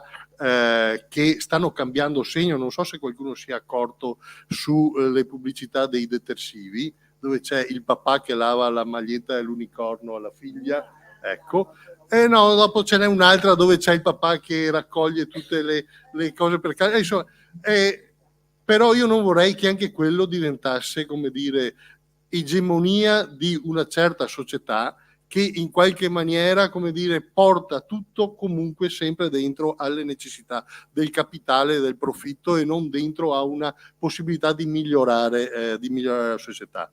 Ecco, e pertanto io credo che noi dovremmo concentrarci in questo e su questo. Colgo ovviamente la proposta di prevedere un corso di educazione alla affettività prima dentro in casa nostra, perché così possiamo anche sapere di cosa si parla quando si va a proporlo nei luoghi di lavoro, e possiamo farlo in maniera più convinta, per cui anche questo credo sia una modalità, come dire, che ci permette di imparare e di usufruire anche della formazione in maniera intelligente. Ecco, e penso, e me la cavo così perché dopo andiamo veramente alla chiusura, che noi dobbiamo essere, come dire, l'elemento del cambiamento. Noi abbiamo, proprio partendo da queste discussioni di questa mattina e anche dal bagaglio culturale che ognuno di noi si porta dentro, e di condivisione anche di una società, o di non condivisione di una società in cui viviamo, abbiamo dentro al nostro DNA gli strumenti per poter cominciare a cambiare. Dipende solo da noi, dipende dalla nostra come dire, convinzione, e io penso che come dire, ce la possiamo fare. Adesso non lo so in quanto tempo, non lo so se questo è uno scatto culturale che ci porta in avanti. Guardate, io racconto questo aneddoto e chiudo. Il giorno dei funerali di Giulia siamo andati a mezzogiorno a mangiare in un locale vicino alla sede, abbiamo fatto la pausa pranzo e il titolare, tra l'altro, dove abbiamo vinto anche un'avvertenza, per cui facciamo l'avvertenza, vinciamo e tra l'altro un'avvertenza di come dire una sorta di accanimento verso una lavoratrice che era in infortunio, se non erro. Continuiamo ad andare anche a mangiare nel luogo, rischiando magari anche la vita, voglio dire, ma non è così dopo alla fine, perché ci riconoscono anche questa capacità e questa competenza. E il titolare porta delle candele rosse, le accende, le mette sui tavoli, e io, in maniera del tutto proprio sfacciata e anche facendo una gaffa tremenda, presumo, ho detto: ma sei romantico, no? Oggi ti senti romantico? E mi fa: no, sono per Giulia. Lì per lì io non ho capito di cosa si trattava. Dopo, qualche secondo dopo, ho realizzato cosa voleva dire, chi era Giulia, eccetera, e ho capito che se anche un datore di lavoro che tratta male una dipendente, che la dipendente gli fa causa, vinciamo la causa, paga, ci continua a far da mangiare, ha questa necessità di come dire, esternare anche una voglia di dire che bisogna fare qualcosa, che bisogna cambiare, noi la dobbiamo cogliere, perché se la lasciamo nelle mani degli altri, nelle mani di chi ha vinto fino adesso la battaglia sulla costruzione della società, come dire, perdiamo un'ulteriore occasione e un'ulteriore opportunità. Per cui, care compagne e cari compagni, al lavoro e alla lotta.